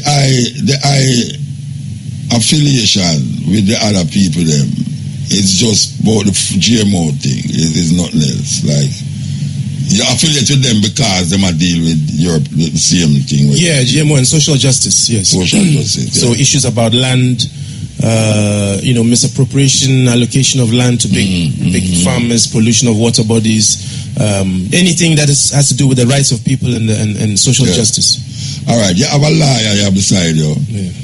You look more like the liar than him, still. He look like the judge. All right. I know what is your role.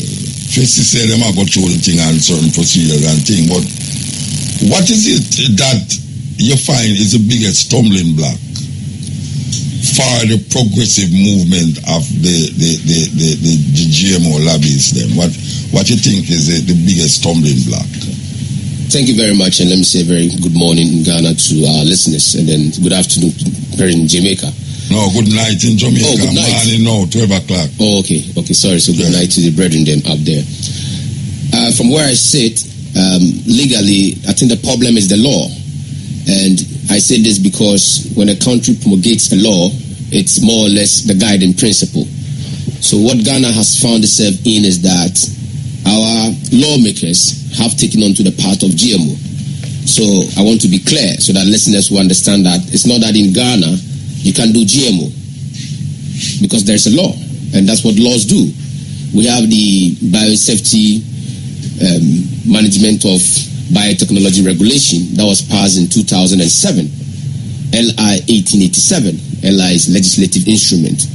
That alone tells you that this country is going on that path. And that is why I say that it's the law that is the stumbling block. If the nation has no laws granting the operations of genetic engineering, then you can't even get into it. But here you are, your lawmakers have put in a law. So what that means is that the country can do it, but the country must do it within the confines of the law. All right, is there a law against it? There's no law against it. In fact, this is a law enhancing it. No, the law as it is now, is it against it or for it? I just don't say what it is. Yeah, the law... They never expect GMO to happen, so them never get preparation for the law. I think what is happening is that we have some scientists in our country who, like you said, who are linked more to these multinationals. Okay. Our Council for Scientific and Industrial Research, CSIR, have scientists and who are all the time trying to tell the world that they are generating or they are creating something, like a musician creating an album. They also want to create species, and that's what GMO is about, fusion of genes. So when the scientist produces that new cowpea he's talking about, he wants to take patentability for it. He wants to own it, just like owning a book or owning a musical album, and that's where the problem is. So in Ghana, as we sit today, the law is not against it, because there is a law that gives citizens and applicants and participants out there to get into genetic engineering. And that's why Full Sovereignty Ghana and other groups find themselves difficult in fighting the situation. It's going to be different if there was no law. Then that one is a level playing field, we can deal with it. But here you are, you have a law.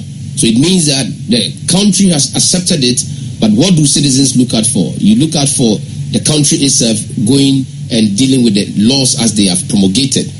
And fast forward in 2011, the law was now upgraded. That was a regulation, but now we have a Biosafety Act.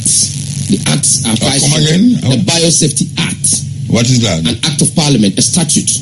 Okay. So that was promulgated in 2011 and Act 831. So that gives a broader picture as to the law on genetic engineering in Ghana. So what that means is that you can come from Jamaica, you are a scientist and you want to improve a certain variety of crop or something, just go through the process laid down within the law. So you make application to the appropriate bodies. In other words, you can do some experiment. Exactly. They see if it will work or it don't work. Thank you. They look at the regime and see whether or not they can grant you the permission to get into genetic engineering to come out with a new breed or species you want to come out with. So that is happening right now as we speak in Ghana also. Exactly. So while we are in court is that the authorities that are supposed to follow these very laws are breaching them. So our case in court must be explained clearly to the listeners that because there is a law, we are not in court seeking a ban on genetic engineering because we can do that.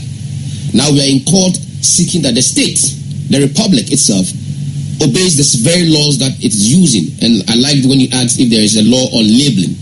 As we sit today, you can go to the market, you find a woman sitting down there with 2 baskets of tomatoes, and if they are GMOs, the buyer doesn't know. The ordinary citizen doesn't know if he or she is buying the GMO tomatoes. But we should have the labeling law so that when you go there are 2 baskets of tomatoes. One is labeled GMO tomatoes, one is organic. Then the citizen has the right to choose. There's no awareness. From the look of things, Ghanaians do not even know what genetic engineering is about. About 99% of our people do not know about it. They only hear about it. But the law says educate them. Create awareness. We're not doing when I was getting ideas for who I want to put on the program, I remember the brethren as well with the GMO thing, and one of the reasons is that we in Jamaica is something where we talk about regular. I don't think a lot of people know, say, in Ghana, especially Ghana, so you have a group where it's adamantly against GMO, you know, and that is really my interest. My interest is to expose this group. Yeah. To say, here is some brethren in Ghana, so where have all them liar to a fight against this thing, yeah, because we a fight against it hard against the government, but I don't know why government always back, they're behind. You know, like people them vote for the government, but you know the people have to lead for the leaders, still, you know. But there's something about governments where them always are lag behind, and you get vexed, you know, you get upset. So wait, all them cars is the thing not supposed to go so because them have multinational corporation. In Jamaica, we have IMF and World Bank. They're behind me like prostitute. I look for something in the middle of the night. You know, you have the Chinese them now come with for them thing now. We see in Africa, it's the same thing I develop here, so now, you know, the Chinese, some niggas who get some high education in Europe, come with them education from Europe now for plaster it all over Africa. And the people them just wear tear up jeans. You know, it's like it's amazing. It's amazing. Exactly. You know, so we give thanks to the brethren them. You know, as me say, every time I pick up my cell phone, I look at my WhatsApp. As I look out to see what is the next move the I them a do towards this thing. You know, and I'm glad to know so I can come and so and confront the I them and say, well, when I do some nice work. You're a Ghanaian too? Exactly. You study, which way you study now? Come again? Where you study? Oxford? Where you study? Tell me. No, I study in Ghana here. yet to maybe go to bed. Why you say it? Why you say it? Everything down in Ghana. Yeah, but why you say it? You know, why you say it? Because I say that because why you say it? Say yato, you're a liar, yato. Yeah, man, that's beautiful. And you're there with the brethren, them I do. So you have a farm? Come in when you say people who are doing them things, they never usually have farm, you know. Not yet. You know, if you say that's it, if you're like 3 times a day and no plan none. You know, think they should get arrested. No. The law should say that anybody that had planted food 3 times, you know, there was that time in America that it was illegal not to plant ganja. Yeah. And the George Washington. You hear what I say? Not legal, you know. It was illegal not to plant ganja. In America. Yeah, and that's what Washington made his money from. Yeah. It's that me I show you know say and slave too. They make money off a slave too our liquor. But the idea of planting, I don't think African people grasp that tradition of eat where you grow and grow where you eat. Of let your food be your medicine and your medicine be your food. Of plant where you want to eat. And we used to have it. Don't make a man come feed you, because the man who feed you, control you, Yeah, we used to have it. One head of state before, Ignatius Kutu Achampon. He was a military leader, but that was his policy. That you plant something by your backyard garden. Yeah, at that time, in the 70s and the 79, there was fantastic food in Ghana, everything fun. Well, everybody knows. Now we throw it away. McDonald's and Kentucky control everybody. Yeah, you know, we are natural people. We've always lived with nature. If you look at Africans, our way of life is synced with nature. And nature's prosperity reflects our prosperity. So, you know, traditionally we never had dirty rivers, we never had dirty lands, and there was a lot of wisdom in how we treated food. Africans will walk to the farm in the morning, take out the cocoa yam or take down the plantain and pick out the yam they want. That very morning, we didn't create a store at the house and decide to go to the farm once a week, because of the nutritional value of removing food from the ground each day. Yeah. So this shows you how closely linked Africans are tied with nature, and the further away we go from our natural traditional culture, the more harm we impose on ourselves. And that's why we're drinking from, you know, plastic bottles, and we're using energy. Well, they just ban plastic bag in Jamaica. They just ban. That's a good move. In Africa, I think Senegal and Rwanda have done it. We need to do it. Yeah. Cutting edge. Controlling things that we know we're supposed to do with radio. Some people have a microphone in front of them for years and they don't know what to do. Microphone is a tool and also a weapon. You can use it to destroy the minds of people. You can use it to build and uplift them. We choose to do the latter. This is the cutting edge RFM as far as the studio in Jamaica there.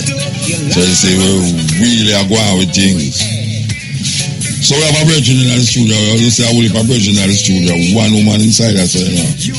I forgot to talk about that tomorrow, you know. That now I'm not getting, you know. I hate man in here with me, you know. And one woman, you know. Can't make that happen not tomorrow again. Alright. So we have a virgin named Nelton Barrett. Nelton Barrett. You Ghanaian? No. Yardman. You don't look like Ghanaian to be at all. No, yeah. No, you look like Ghanaian to me. No, from Jamaica. So how long you live up here now? No, I'm here just visiting 2 weeks now. Yeah. Where you visit? What kind of visit you go? Tell me. Well, I'm representing a company called Rockers Jamaica and Rockers Africa. It's a partnership to put on a cultural event where we can bring together dancehall and reggae music, right? To exchange our culture, bring it here, put on a show here, put on a show in Jamaica and across, you know, the globe, right? But you know, I'm going next month. Well, with Freddie McGregor and the president of the Colombia again, dancehall artist, name again. Anyway, yeah, they have a lot of events going on because of the year of return. Yeah. Our event was put in place prior to the concept, so we're laying the foundation of that now, and it will be an annual event. And when you go to this? March 30th at the Trade Fair Center in Accra. You know, when I come up here, me and Grams come up on the same plane from Jamaica to Florida there. And he might tell me about a concert we keep with him and Capleton. Well, them I do. Yes. Morgan Heritage. Yes. Him, Capleton and some other artists. That's not it that you deal with. No. So we're not going to just flood Ghana. Ghana will just flood you know. No, I mean, it's a good thing still, but... The motherland. Alright, so, yeah, because one time I reggae never come here, you know.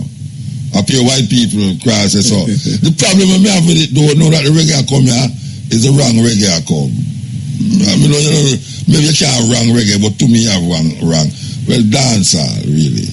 There's a wrong kind of message in the music when me say I go proliferate the whole Africa, so now, and I am very concerned about it, but when me can't do nothing about it. Them say, if you can't do nothing about it, let it make it go on, it will die out.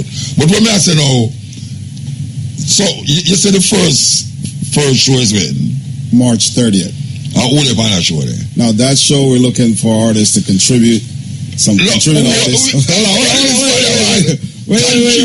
We have a bill. We have a contributed to it. Yeah. The artists, I can't say because we're not yet. We have not signed the contract. We're negotiating. No, hold on. When you say contribute, you mean we're looking for other voluntarily? Acts. Yes, we're looking for other without acts. Money. No. There will be some compensation, but we're looking for them to clean fair. A discount. Discount. Look, we're trying to put together a diverse package, right? Annually. All right. So you don't have the artists them yet. We do have an artist, but we can't say because they're not on the contract as yet. So you don't have a contract yet with no artist? We have a contract that we're under review. So who tell me the artist never on the contract? No, we have 2 artists in review right now. We cannot say. So you don't sign no contract with nobody yet? No. And next March? March 30th, yes. No, February? Yes. Then not less than 2 months. Now you feel my pain when I explain to you that this country works differently, right? This country works differently. I've been here since January 11th, right? Yeah. So the way things are, which we'll talk about Bada, how Bada comes in and is assisting me, Brother Oswald especially, because the culture here is way different, right? Yeah. Although similar to Jamaica, but the rest of the world is a foreign thing. All right, so let me ask you a question now. You know, things that are kind of too near, you know, if you put up together No. So the culture works this way, right? Primarily, you will have 3 weeks where the promotion and marketing will go out anyways. 3 weeks. So you're looking at 3 weeks to a month, but it's really 3 weeks. All the logistics, all the energy goes into promoting and putting together the show. 3 weeks. Yeah, so we're still early in the process. We have actually 2 contracts. So you've done shows already? I've done shows before. Which show have you done? But they're in Japan. I worked with promoters in Japan. I work with promoters in California.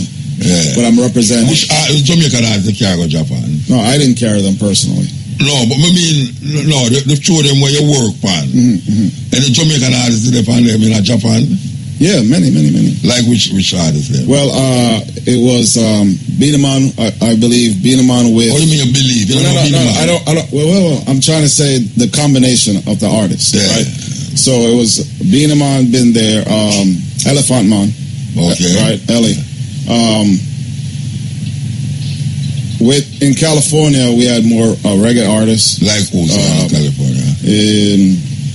Like we say, we'll leap and then you get so, No, I did 2 shows that I work with promoters, right? I didn't do. So you're the booking agent? No. I do the boots. I'm a boots on the ground kind of guy. Do the promotions, right? Yeah. But now I'm not doing that. I'm doing the business coordination. No, I'm doing the finance, the business. Oh, so that's I do operations now. I do, So that's why you have to the money involved. Okay. So primarily what we're trying to do right now, right? Because we have 2 main acts. We want to fill in some more acts, and this is a culture, a non-profit. Let me ask you something. So what you going to do? Is a free show you going to keep in Ghana, yeah? No. You have a charge? Yes. All right. Where the money I go towards? Well, we're going towards reinvesting in what we're trying to do, which is, you mentioned dancehall, right? And it being a bad influence. I'm getting there. Dancehall, but a lot of dancehall music now is bad influence. And that's not dancehall in itself, Cause me know good dancehall music from a player. Yes. But me I say a whole heap of it right now is leaving much to be desired. So, and to your question, I also, and the group that I represent, sees issues with dancehall. And what we're trying to do is to bring some structure and organization to dancehall. Where? In Jamaica or over here? So kind of over here, so it needed over there. So Jamaica and wherever dancehall goes. So we're going to bring the show. We're going to take it across Africa and Jamaica, right? And we're going to have workshops, and we're going to have an outline of history being taught.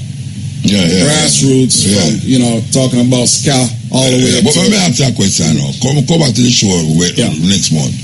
All right, you have Freddie McGregor come and I think Alain come too. Right.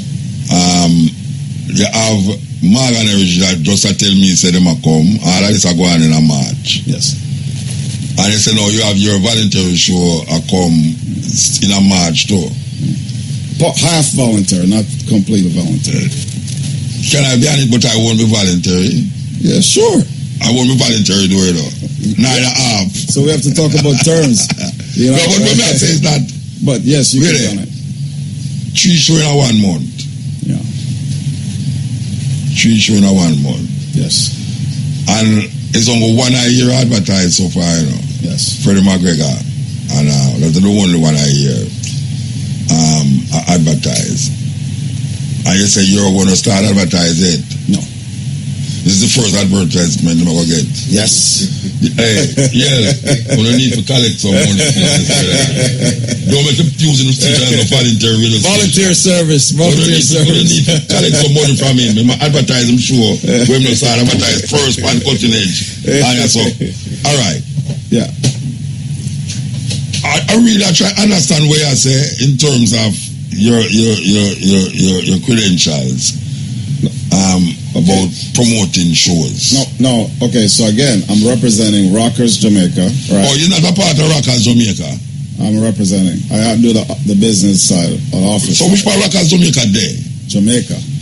Right, you'll get to meet that representative. What name? It's Donna Ray. Okay. Donna Ray. You'll meet her probably Saturday or tomorrow. She's here? She's here as well, yes. Okay. And who represents Rockers Africa? A fellow by the name of Maurice Boy.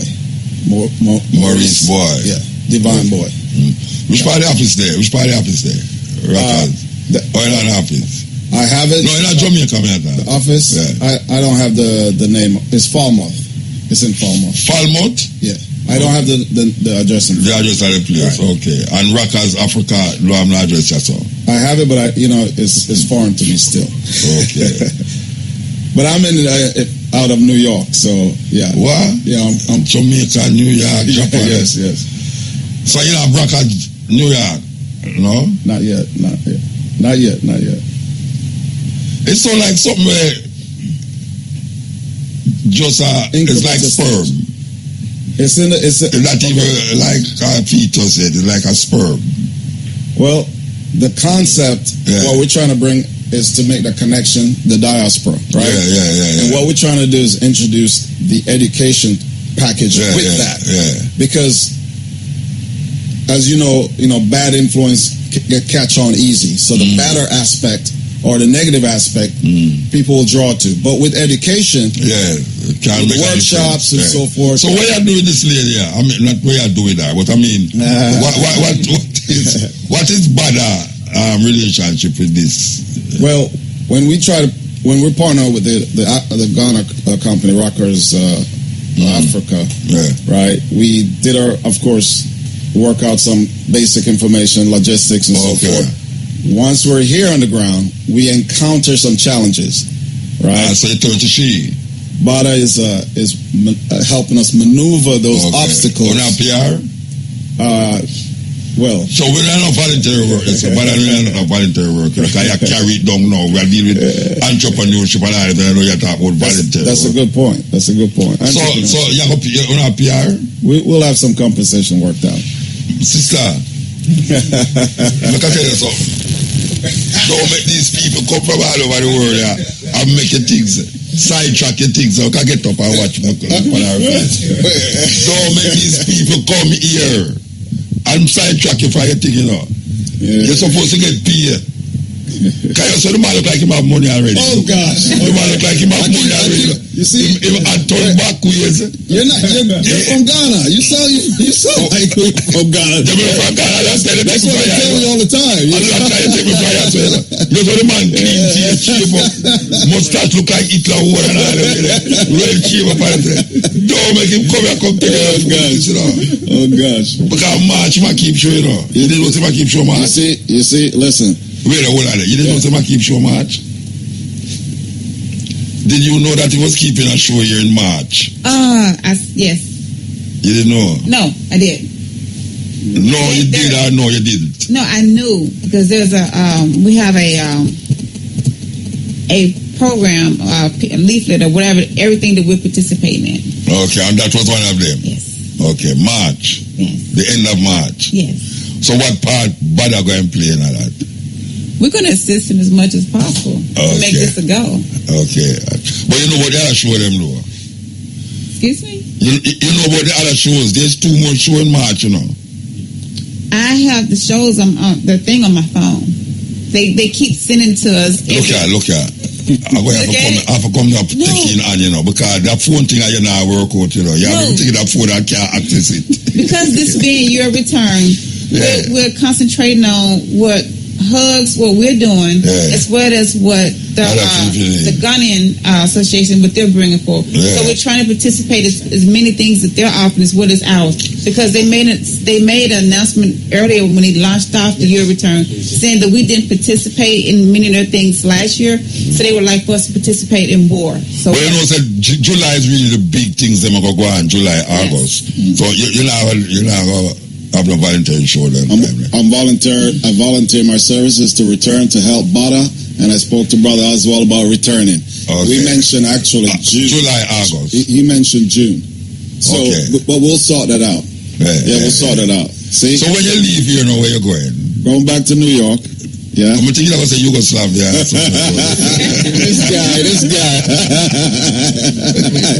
We got jokes. Listen. Work all right. Mr. Article Yard man, Yeah. But you sound like Article Yard man. You sound like a Nigerian too. Anyway, give time. All the time. So you're going to be there on Saturday? Yes, and we'll have the actual promoter on the entertainment side. Yes, Sister Donna Ray Rock.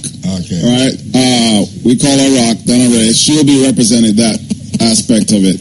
So I'm here, to introduce the partnership, because especially being the year of the return, and we be members of the diaspora, right? Yeah. And I must say, I have to give shout out to Bada, because we had many challenges. Right. And you mentioned some of the things in terms of contract, right? Yeah. And they look at me and said, "You look like money, and your price went from this to outrageous." You see, some of the things we're facing. And you look voluntary. And now I have to counter with volunteer, and then they're gonna say, "So yeah, it looks deceiving." You deceive no people. no. I wish I was big money, man. I wish I was big money, because there's a lot of opportunities in Ghana, of course, and we have back home. We are very entrepreneurial, so y'all people must consider taking their talents here, because there's a ton of opportunity. We just have to be mindful and work with people to understand the minefields that are here, but it is worth it. Yeah, it's worth it. Yes, we're talking to a virgin named Nilton Barrett via Ghana, via Falmouth, via Japan, via Los Angeles, via New York. May I tell you, planning a concert here at the end of March. And any artists in Jamaica who will want to come to Africa, here's your opportunity now. Voluntary. The first 3 times I come to Africa, I never get 1 cent. But I know that open up a whole marketplace to me. We keep coming to Africa. That sometimes I 3 times a year I come down to Africa. So not only Ghana especially, but other places. And I'm feeling good that I did. The first time when I come, I feel glad to know that I did come. And even though I never get no money, but it opened doors because of what we did do when we come first. We give thanks to that. This is the cutting edge and RFM. Asphalt, what you see down there? There's a big concert going on at 56 Hope Road. That is where the Bob Marley Museum is, and celebrating Bob Marley's birthday yesterday. This is the cutting edge, celebrating African experiences all over. Because that is where our head is. We come to Africa continuously, and we feel good to know so we can come here, because there was a time when we couldn't even pass the airport in Jamaica. But give thanks that it reached a stage now where many ones can come to Africa and even go anywhere you want to go, as a matter of fact. But we also ask the people in power to make the thing easier for we as African people who is domiciled on those former slave plantation islands. We really want to come here and continue coming here. Make it easier, the flow easier. That our children can make sure, say, yes, Africa. When you say you're African, it's not because you're born in Africa, it's because Africa born in you. You know that. I am the one you've been waiting for how long now. I am my ancestor. If it wasn't I, you wouldn't have no ancestor. If you never have my ancestor, I wouldn't exist. So there's a justification of life and the freedom of life, and how life move and continue, never ending 360 degrees. So let's ask the people in power to make sure say them understand where we are come from. It's the perpetuation of African consciousness through Marcus Garvey teachings. Marcus Garvey influenced whole heap of ones. Even the first democratically elected president of this country here that is called Ghana. So we talk about Marcus Garvey and the offshoots of Marcus Garvey. We are talking about, are these leaders ready to look at the blueprint that Marcus Garvey set and follow suit?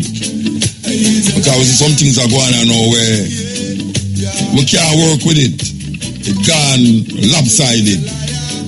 It no balance. It gone lopsided. So it come like them still and make Christopher Columbus live in them minds and them hearts.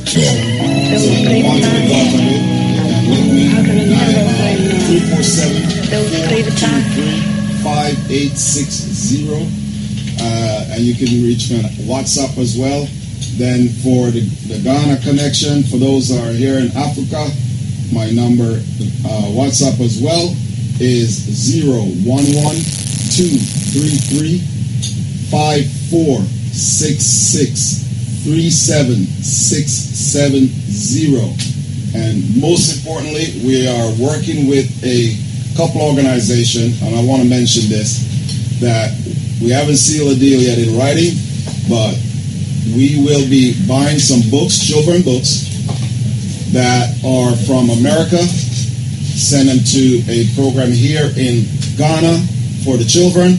We'll be buying children books here from Ghana, send it to the school or the program in America where the kids can read about children experiences from Ghana, and America and the Ghana children can read of children stories and experiences here about America. We'll also be looking for a program in Jamaica to do the same thing. I have a brethren in England. I'm going to come along Sunday. I think he might come along and he have a series of books, children books, where I deal with Papa Marcos, I mean, Daddy Taki, Nani, Malcolm X, a series of books, like a whole heap of them.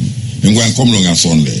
I'm going to promote it. I'm going to do an international promotion of these books. And we have the honor, when I was in England, we did invite him for the program in Birmingham. When him come, I know he's still going to stay.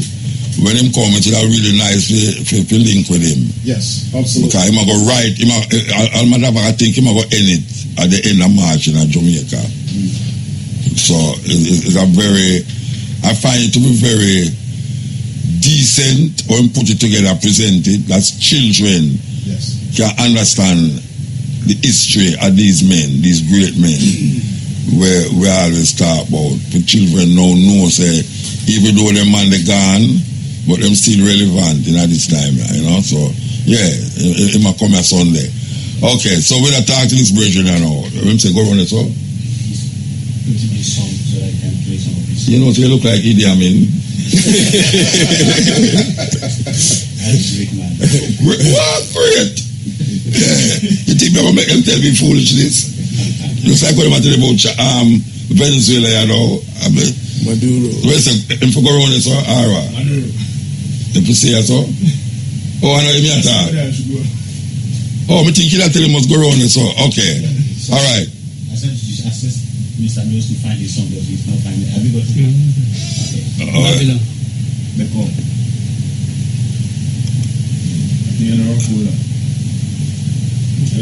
going to take over my program now. I'm going to take over my program. Support me to lie the truth. All right. What am I doing? You want to show him the tune? Oh, they didn't tell me that, man. That's not dead here the thing, man. I dead here the thing. I look for tune, man. Dead here. When I work with dead here, Okay, so I could go and play a tune till him can find the one tune where I look for. Listen to our brethren Jawai, who will be on the show Saturday. All right, Jawai. You're Ghanaian? You're Ghanaian. Yes. All right. Not your first. You have an album, you have a CD? Yes. So you're not giving a CD. You know why you're pirating? That I have it before you leave this time. You know why I have to give me the CD, man. Because I would like play them tune now where, don't get no ear play at Jamaica, but when they will play people at other places say, wow, I like that tune there. Thank you. You understand? All right. So you don't have to take up enough time for the show, though. Come and tell the people after you done, the people them come out and listen to me.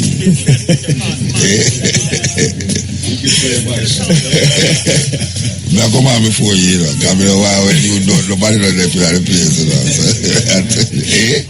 What is that? Yeah, you know what I mean? I hear the people that you are the star, you for come on last and so on. And people do that. Bored and tired and sick.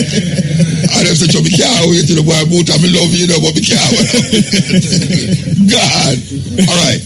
So, How much album you have out there? Tell me how much. You have one album out there. I'm working on a second. I'm working on a poetry album as well. You're a poet too? I'm a poet. Yeah, come take my work. Actually, we started out as a poet. Oh yeah? Yes. So why you make the transition? I mean, with some of the people they hear, it was hard to come across as a poet. So like, I realized they listen to you more if you sing it. Oh, them say you sound like Muta. You sound like Muta, right? Them say you sound like Muta, man. You sound like Muta to be a poet. I've always tried to toe my own line, not necessarily like I've been influenced by some of the greats like you and Kwesi Linton Johnson, and and it's for me the growth has been exponential because I've exposed myself to people who, I mean, think on those levels. It's really been an honor. So you have any big eaters in a Ghana where people can recognize, like as them hear them know say. There's one tune, Makuma Safwa, but like everywhere else, like the people who attack the real things, them always kept underground. But man not kept underground. But man has thing the man gone up like Burning Spear, Peter Todd. Yeah, but I mean, as things are going now, it's like you're saying, like no. They don't want to hear some kind of content. So how does that affect your ability now to move forward lyrically? How does that affect you? The only way it affects me is like you're saying, the dividends is not as much as somebody who's doing slackness music. So, but for me, that's never really deterred me from saying what I need to say. Okay. Because I feel like if all of us are towing the line, who's really going to do the proper thing? So for me, it's always been lyrically. I've always tried to put a message out there, like you said before. The mic is a very powerful tool, and for some of us, it's really been about the message from the onset. So. Apart from Ghana, you tour across Africa? Yeah, I've been to South Africa. Oh, yeah. You never live on Ivory Coast? I've been to Ivory Coast, yeah. Ivory Coast, Nigeria. Festival. But them never keep no last year. I'll be reggae. Yeah, you never live on Reggae. Never live on reggae. Yeah, because we're from it to keep with it, you know. I'll be reggae. We see Black Rasta come on. Yes. Black Rasta the boat? It's the boat. There's been a problem with their radio station. They just took it down. Why they bought it down? They took the owner of the station owe plenty of people money, so them close down the station, try to sell it off, and serious? Yeah. And if Black Rasta without a job? Black Rasta, he's not going to stay out of the job too long. Him a tour, no? Yeah, him a tour. So you go South Africa? We go South Africa. We go Mozambique. Amsterdam. Amsterdam in Africa. Our places are played. So I'm trying to. Johannesburg. So you tour. You tour with a band now, you just. With a band, yes. With a band. Yeah. I like the live, prefer the live thing. I never really do playback. Yeah. But that good, man. Thank you. As the first I hear about you still, well, I'm not surprised because I live in Ghana really, and I only for that artist them right now where in Jamaica we come from Africa is the Afrobeat. Yeah. Where do you know the Afrobeat? Oh, I mean, I've also been inspired by people like Fela Kuti. You know, we never really know. He's never held back from speaking to power or speaking to issues that really concern African people. So I think, like every other musical genre, Afrobeat is also now heading towards the slackness side of things. But Afrobeat in its inception was very radical. It was very. I think the nearer I get to the dancehall music, the slacker I get. That is what I say. True. I mean, people will beg to me about that, but that is what me I say, because I have played Afrobeat for radio station in Jamaica for years before I only one what I have Afrobeat now the band. And when you play, people say, well, Muta play tune, I don't understand the language. I mean, say African music we are playing, I don't know if you understand the language, because sometimes when we go to Europe and I talk, them don't understand our language. True. But there's a vibration to the music. True. But right now, I say, there's a fusion that go on between the Afrobeat and the dancehall. Yes. There's a lot of collaborations happening. Yeah, but the collaboration, it kind of strenuous. It's strenuous because, this is Afrobeat, I don't know if it's dancehall, if it's dancehall, I don't know if it's Afrobeat, unless you hear the lyrics. And sometimes the lyrics now is where I got to decide now if you really like the tune or I don't like the tune. And most of the lyrics them will come out of Jamaica there. Leave much to be desired. True. And the youth them I say like anything come from Jamaica, them will stop it up. I don't understand what is this Jamaica thing. where Jamaica have this grab and hold from people. So the nastiness, everybody want nasty. I can't say it on the radio because I go a high FM, but I go a clash pan Damian Marley, welcome to Jamrock Cruise. Our Italian sound system, on the cruise. And them have the clash. And you know, there's a thing in Jamaica now where they might tell you about your mother. If you lollipop your mother, you must know what I talk about. I'm not repeating nobody else don't know where lollipop your mother. Yeah, all right. So, what I say is that this Italian sound system, brother, now, feel like say true. And that everybody has said to everybody in Jamaica, him could have said it to you. Who said if you would say it? You know him lose it. Him did not go on good, you know. Because everybody has said yes, and all Mataran who, you know, say Mataran a big selector, and the man say yes, and whether that one name again, I know Renaissance, based on the sea. And the people might say, yeah, the white boy, they might go on good. Because Jamaican people love when white boy, the reggae, and them people say, yes, you know, it's like a thing when white boy, like when white woman a dance, them people say it more look like, acceptable, you know, they say, yes, white, China boy, you know, like Crown, the Japanese boy, they are the number one sound system, you know, I know here. The brother go put on a dub plate. Go say the same thing about your mother. Who tell if you go put on that? Him done right away. That done him totally. So you can't really. Jamaican people say these things, you know, but you have a parent, don't come say it. Don't come say it, yeah. Don't come say it. Yeah. Well, that's the same thing now with the dancehall music, you know, when we find out, you know. The dancehall music have a certain expression where it's Jamaican. It's when the African take it up, it sound false. So I think also like with a lot of the artists here, or even people in general, like Ghana for because I'm more BBF and I speak tree now, but in Ghana we have for people say they learn and they tend to they overlearn. So like they tend to copy, but they copy in the wrong direction. Right, You see me? Like, the other day I was walking down the road and the things people hear when they associate a man with locks or a man with dreadlocks and the kind of words they hear around them. So say, oh, Rastafari, Bomboclat. Or like, how do those two things even make sense together? Well on there. That's Live Africa. Well on there.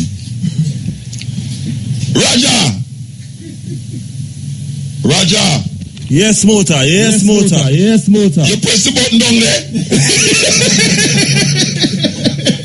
It cost me in time. Yeah, but you're dump, man.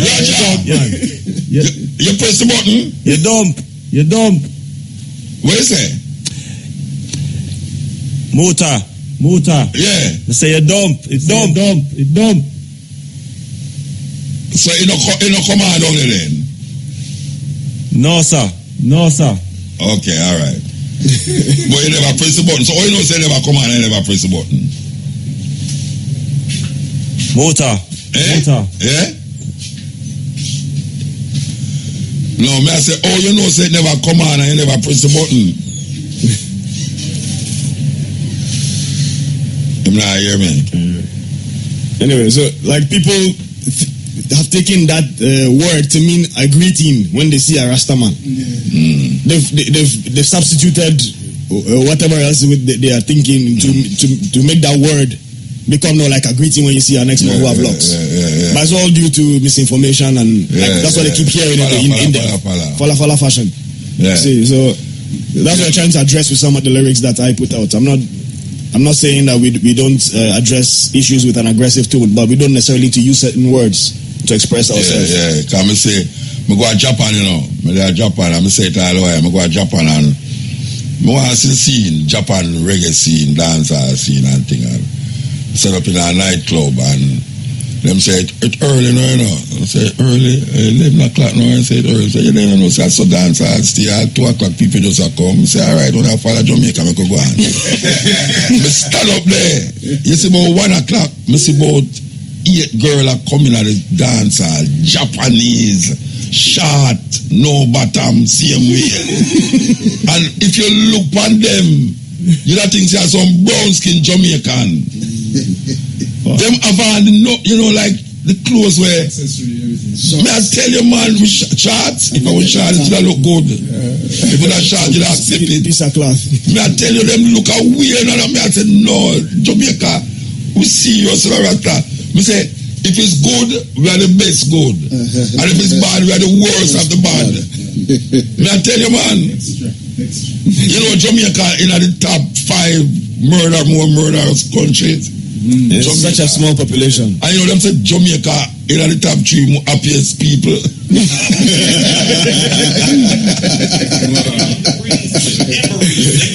This is X Live Africa. Yeah, anyway, Asphalt, you hear me? Yes, Muta. Me ask you something you never listen to me, you never hear me a while ago. Yeah, man, you say you have to press the button. Yeah, what you say? Me dump it.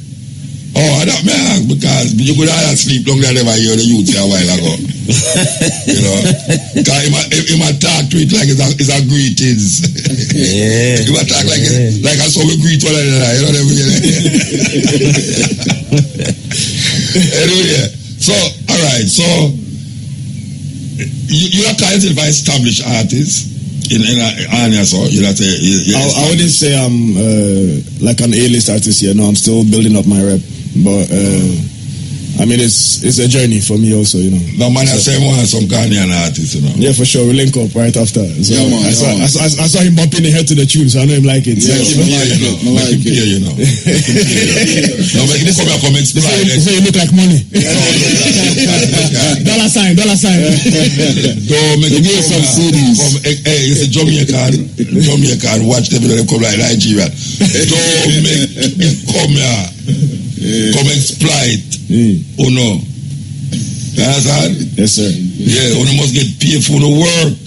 Don't make him come here, come tell you to say, you want to 500 children at Jamaica don't have no hand. And they want to put pathetic hand on them. Say about cheap show. Don't make him do that. I think you want to see my drive Mercedes Benz. Like the evangelist name. Like you have some reggae evangelists about the place, you know. Straight. Or reggae promoters, evangelist promoters, you know. I'm flying a private jet. Oh gosh, man, they might promote you that they say 50% of the contribution will go to the arms for the needy. And when you look to right, you see them in a Chris brand new Mercedes Benz. You understand? I see them in a big hotel, a flat with all the girls them. True. In them panty and brassiere alone and walk and dance. Because we know women are wearing panty and brassiere and dance now. And there's some black people reach, you know. Oh, yeah. Black people reach the most decadent part of everything. From black people there upon earth. You should have seen what them always go at church these days. They may not see them, man. For see what them always go at church. Some girl are going to party in a panty and brassiere. Yeah, I've seen it before. Panty and brassiere, them are going to party, you know. And only love it, you know. Especially some lax man, the lax man, they love it. That's why they love it, you know. Asphalt. Yes, Muta. Oh, me call Asphalt from 4 or 5 times and I'm not answer my brethren. Muta, we're there, man. Yes, man. You must talk to you, man. I get involved in the program. Yes, sir. Yes, sir. You me say now. You never see the girl them go a party in a panty and brassiere yet. You ever see them yet? Yeah, man. All the time. But you don't go to them, guy. No. So you can't answer. You have face the Jamaican brother up here. You have face the Jamaican brother up here. What him say? Him say, boy, him in the studio with one now, that's why he can't answer. And Jamaican boy after that up here, you know. And if you ever see me like well clean up there, you know, well clean. But him a look volunteer, you know, volunteer. Him a look volunteer. You hear him do that talk? No, me never hear. Man, you out there trouble the operator, telephone operator. No, me never just hear my while ago, but me him earlier talk. Who are the telephone operator out there? Tell me, what's your name? I remember her name. That's why I knew girl. She vexed when you said that, no, you don't watch.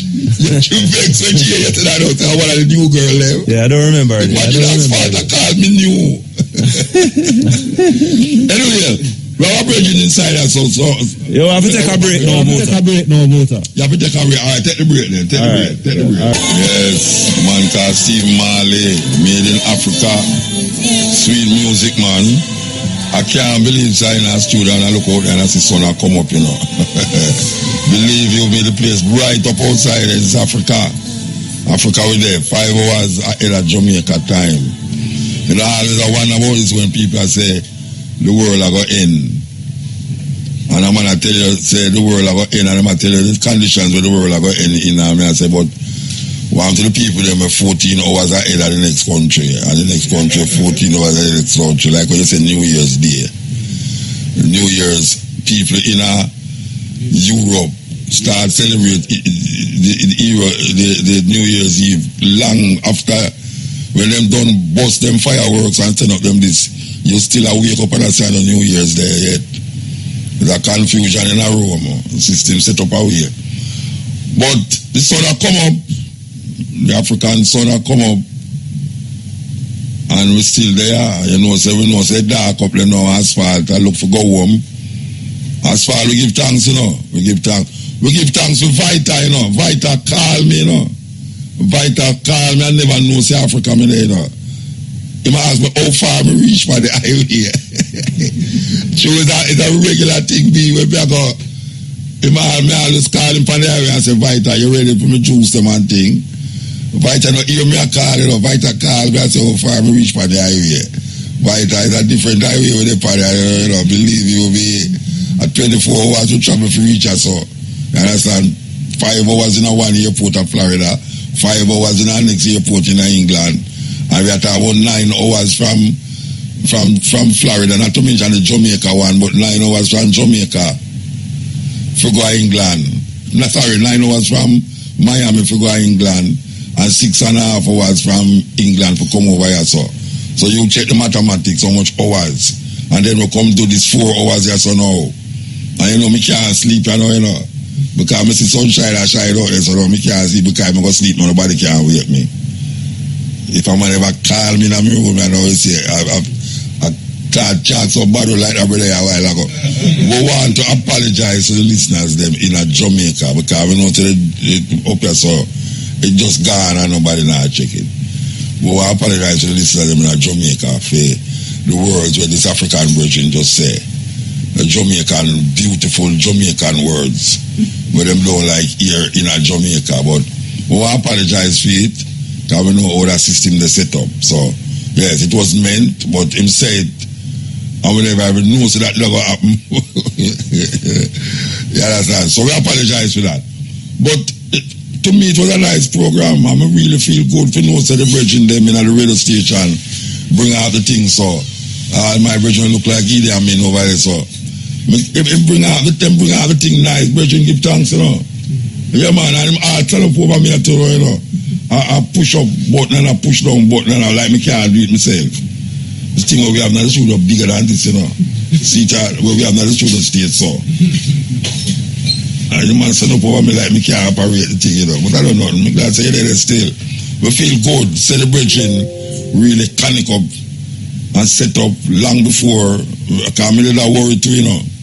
Yeah, me not worry, but them me say, sure, them youth know anything, man.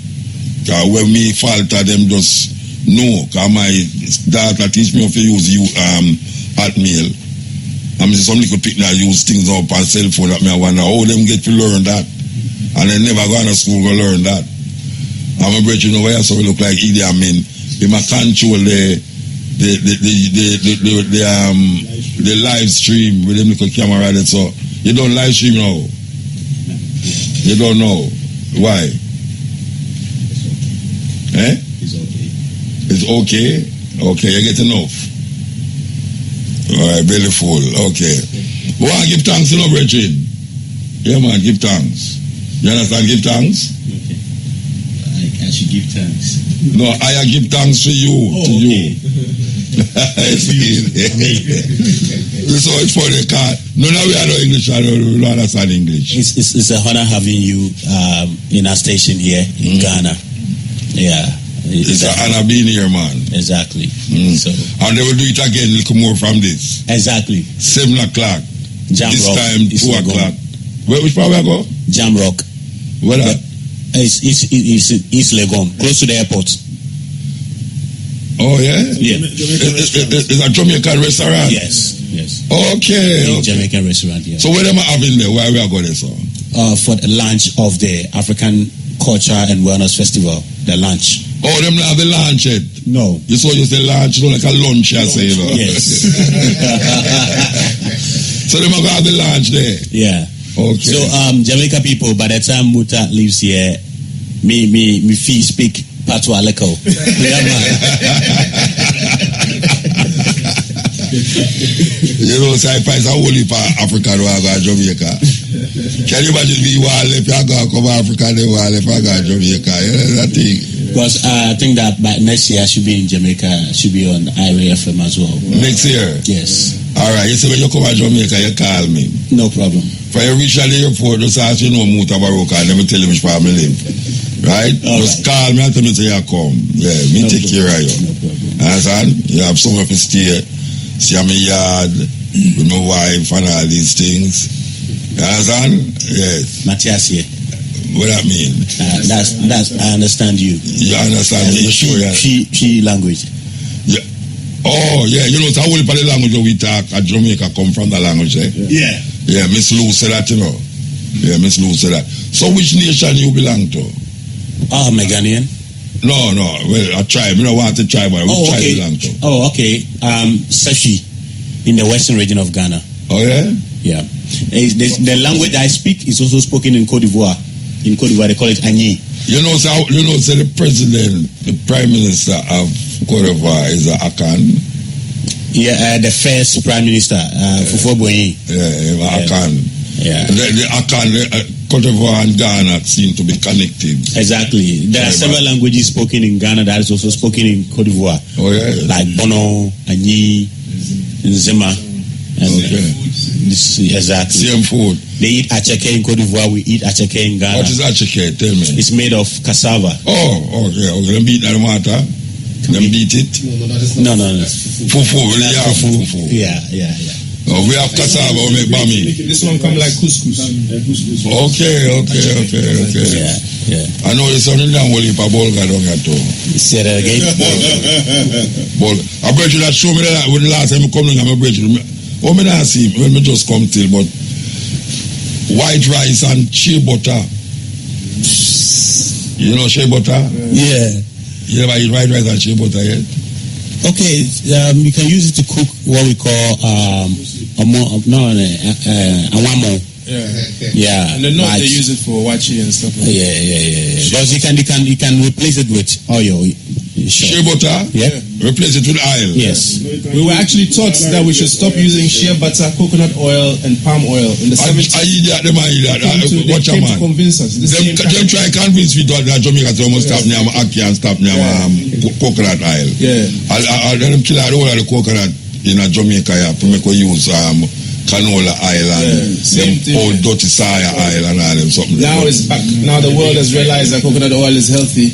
Okay, so Muta, let me take this opportunity to also talk to people in the diaspora that like around this same time is where I do my show called Good Morning Africa, where we talk about issues from all the continent. Oh, yeah? Yes. So when we don't have to know your start. So today I can't because I'm exhausted. Okay. Yes. But tomorrow around this time, you can tune into Yes Live Africa and listen to Good Morning. We talk about GMO. We talk about diaspora issues. I actually have a whole show on diaspora affairs called Diaspora Dialogue. Yes. And we have a show also on natural hair because our girls changing their hairs with chemicals. So we bring women who are keeping it natural in the studio to celebrate them and encourage them to also attract the young ones in particular to also go natural. But you know, it's some fat woman nowadays, you know, I think there's a fat woman you go to bed with, and when you wake up, it's a mara woman.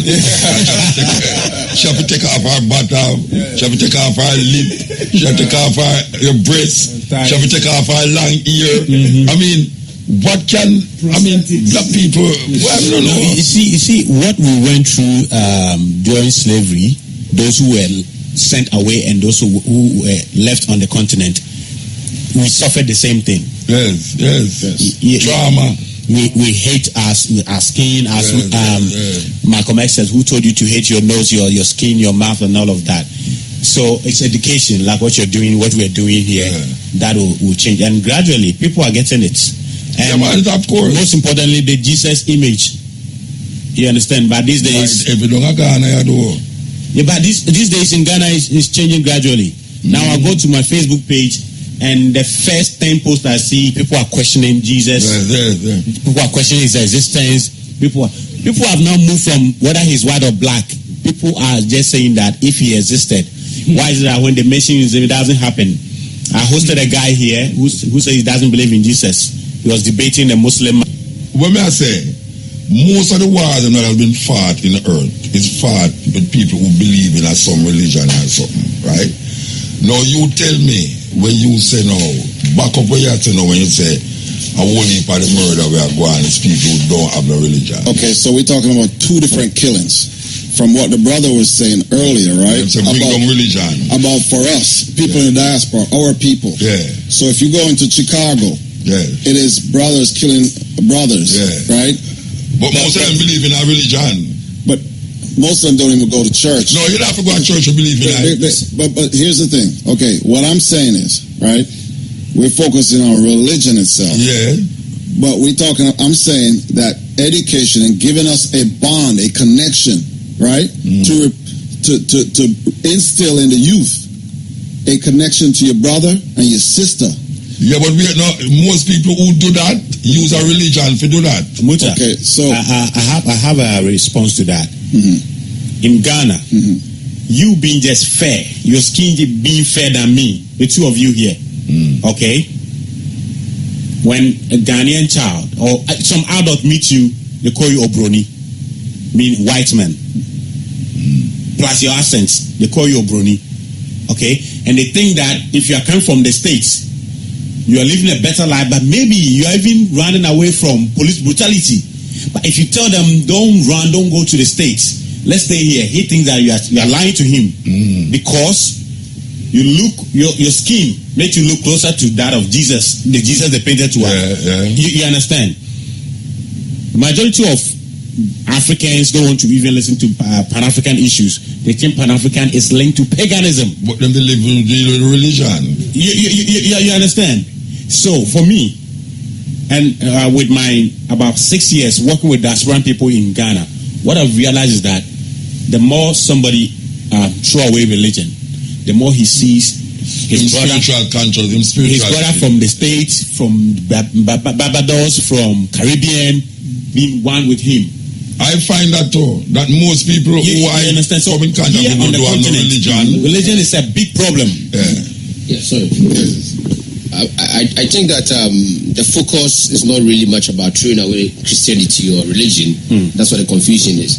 But where I understand him is that if we begin to educate the people on the values and the cultures of people, it will itself in a way eradicate the religion he's talking about. So it's the process of emancipating the people on the values of the people, the traditional values. In our education, the more you give the people the traditional values, then you are telling them to move away from this one, which was imported or brought to us, and stick to this one. So at the end of the day, it is the gradual process of bringing the people back to their roots. So let me give you an example from our educational books. Okay, in social, we have a subject called social studies in Ghana, and in social studies, can you imagine? A question goes like, define the term colonization. State 4 positive. Look at the wordings. 4 positive benefits. Positive plus benefits of colonization. And let me tell you one of them. Oh yeah, me about that, me about that. One of them is that colonization brought Christianity. And that is a benefit. What did Christianity do? Christianity helped Africans to stop human sacrifice. Which religion believes in human sacrifice as Christianity? But they are saying that one positive benefit of colonization is Christianity. That Christianity stopped human sacrifice. Christianity stopped Africans from worshipping idols. Africans didn't worship idols. Pouring libation means that you know how life starts and how life ends and how you. So it's a cycle. But that's about the Native American them too. Come again. Them never understand the culture And spirituality You understand? that defines So the moment you begin to teach the African to be the real African, as he said, automatically Christianity will die. Well, you see, that's the difference between religion and spirituality. There's a difference between religion and spirituality, as His Majesty said. Religion is a money maker, is a business. Yeah, of course. And it's a business. And it's making our people poor here. It is making Africans poor. And not only poor, but ignorant. It's retarding their growth. The only way is to sankofa, is to go back to our adherence of natural law, our laws, which were our traditional laws. That's why our rivers were clean. That's why if somebody did something without somebody witnessing it, you still had your conscience that I've done wrong, I've been seen. Today, somebody can hold a Bible in court and claim that I didn't do it. But in our traditional African religion, there was a system that held you accountable. You have to offer your brother food to eat. These are high human ideals, which don't exist today as much as we've so-called developed under Western ideology. So the only return is back to Africa. If we had our ministers going to swear an oath at a shrine that they wouldn't steal from the government and go there with their family the same way they go to parliament during the vetting there wouldn't be any stealing in Ghana. But that our natural law has vanished, so people are not accountable anymore. I mean, you can just hold... Most of them follow Christianity. Yes. Most of the people who oppress me give credence to Christianity. Yeah. Most of the people. And our people don't understand that in our traditional religion and our traditional spirituality was an adherence to all these things that these new religions are trying to give us. You understand? So we are seeking in our traditional, in our Christianity and stuff, what our traditional used to give us anyway. And we had orderly society. You know, you could go to someone's farm and you take some fruits to eat because you're hungry, but you couldn't take a basket and harvest and take it home. And all these things were our value system, which, like you say, our value system, which we adhered to. And that's the only way we can go back. And right now we're operating on somebody else's value system. But that's right. Inside, every single Ghanaian is aware of that thing. That's why in Ghana they say, Nukuyejing. There's something in this world. That means that referring to our traditional systems that we make fun of today, but the Ghanaian intrinsically knows that this, what he's saying, if I did something wrong and somebody said, I'll do you this, if you've done something wrong, you know you're in trouble. Yeah. But today you just hold the Bible like, I didn't do it. I didn't steal. Yeah, I'm swear upon Jesus' blood. I don't know if you have to move. The thing is with with African spirituality, we found that we kept moving away from it just based on fear. And they've instilled so much fear in Africans of their own practices, spiritual heathenism. Exactly, and they just point a finger at it and give it a name that they don't even understand, fetish and all kind of. So my thing is, there's nowhere else in the world that indigenous people have been convinced that their traditional practices are evil more than Africa. Yes, because you can't go an Indian man place and time he can't go his family shrine. You have about 13 million gods in India. Yes, he can't go to Japan and tell the man that they don't go to your traditional shrine. Them see the emperor's god in Japan. And you mentioned those examples, and this is what I'm coming back to. We talk about values, right, or virtues. Ultimately, it's virtues. If you don't protect, like Japan protected his culture for decades, even after being bombed, right? Being subjugated. They still found a way. The Japanese prime minister goes to this Shinto shrine, the World War II shrine. Even though there's such outcry from the entire world about him going there, he still goes. They know the value of that spiritual practice. Well, it's the same thing with these other cultures we're looking at. It's only our people, for some reason, do not build anything in place, whether from any institution, and say, let's protect our value system. Because in Hong Kong, for example, you could not have a Western movie in the theaters. So it protected its industry until it was strong enough. So you may have a few movies now, right? They did that for years. You cannot own anything in Japan, even though they were bombed and subjugated, right? That you could not own property or business in Japan for centuries. So maybe recently you could now own in partnership with the Japanese, right? So you have in Mexico that was invaded. I cannot purchase land. I could buy property, but I can't own the land. So you have everyone else developing methods to protect their culture. Yeah, all right. One second. Do you know that the Bible and the message is sent around the world? It's more powerful than the bomb the American used on, of course, Japan. You understand? But not wrong with that. African people was displaced from them land. All of these people, Japan, India, them never take them out of them land and carry them go somewhere where them never let them lose them culture and them thing there. That's a total different thing.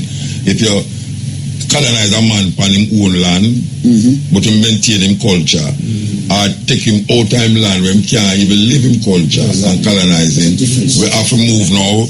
We just give thanks to the moment, give thanks to the time and the energy. As we say, we will work here from 2 to 5:45 and the stepping razor, and we're going to say from 7, right? 7 to 11. 7 to 11 in a Ghana and in Africa. Yeah, so yeah, man, we give thanks and we are going with this tune. Yeah? We can say the tune we really about it. That tune we just really about it, but we are going to play this tune. Them are going like them not rate Rasta.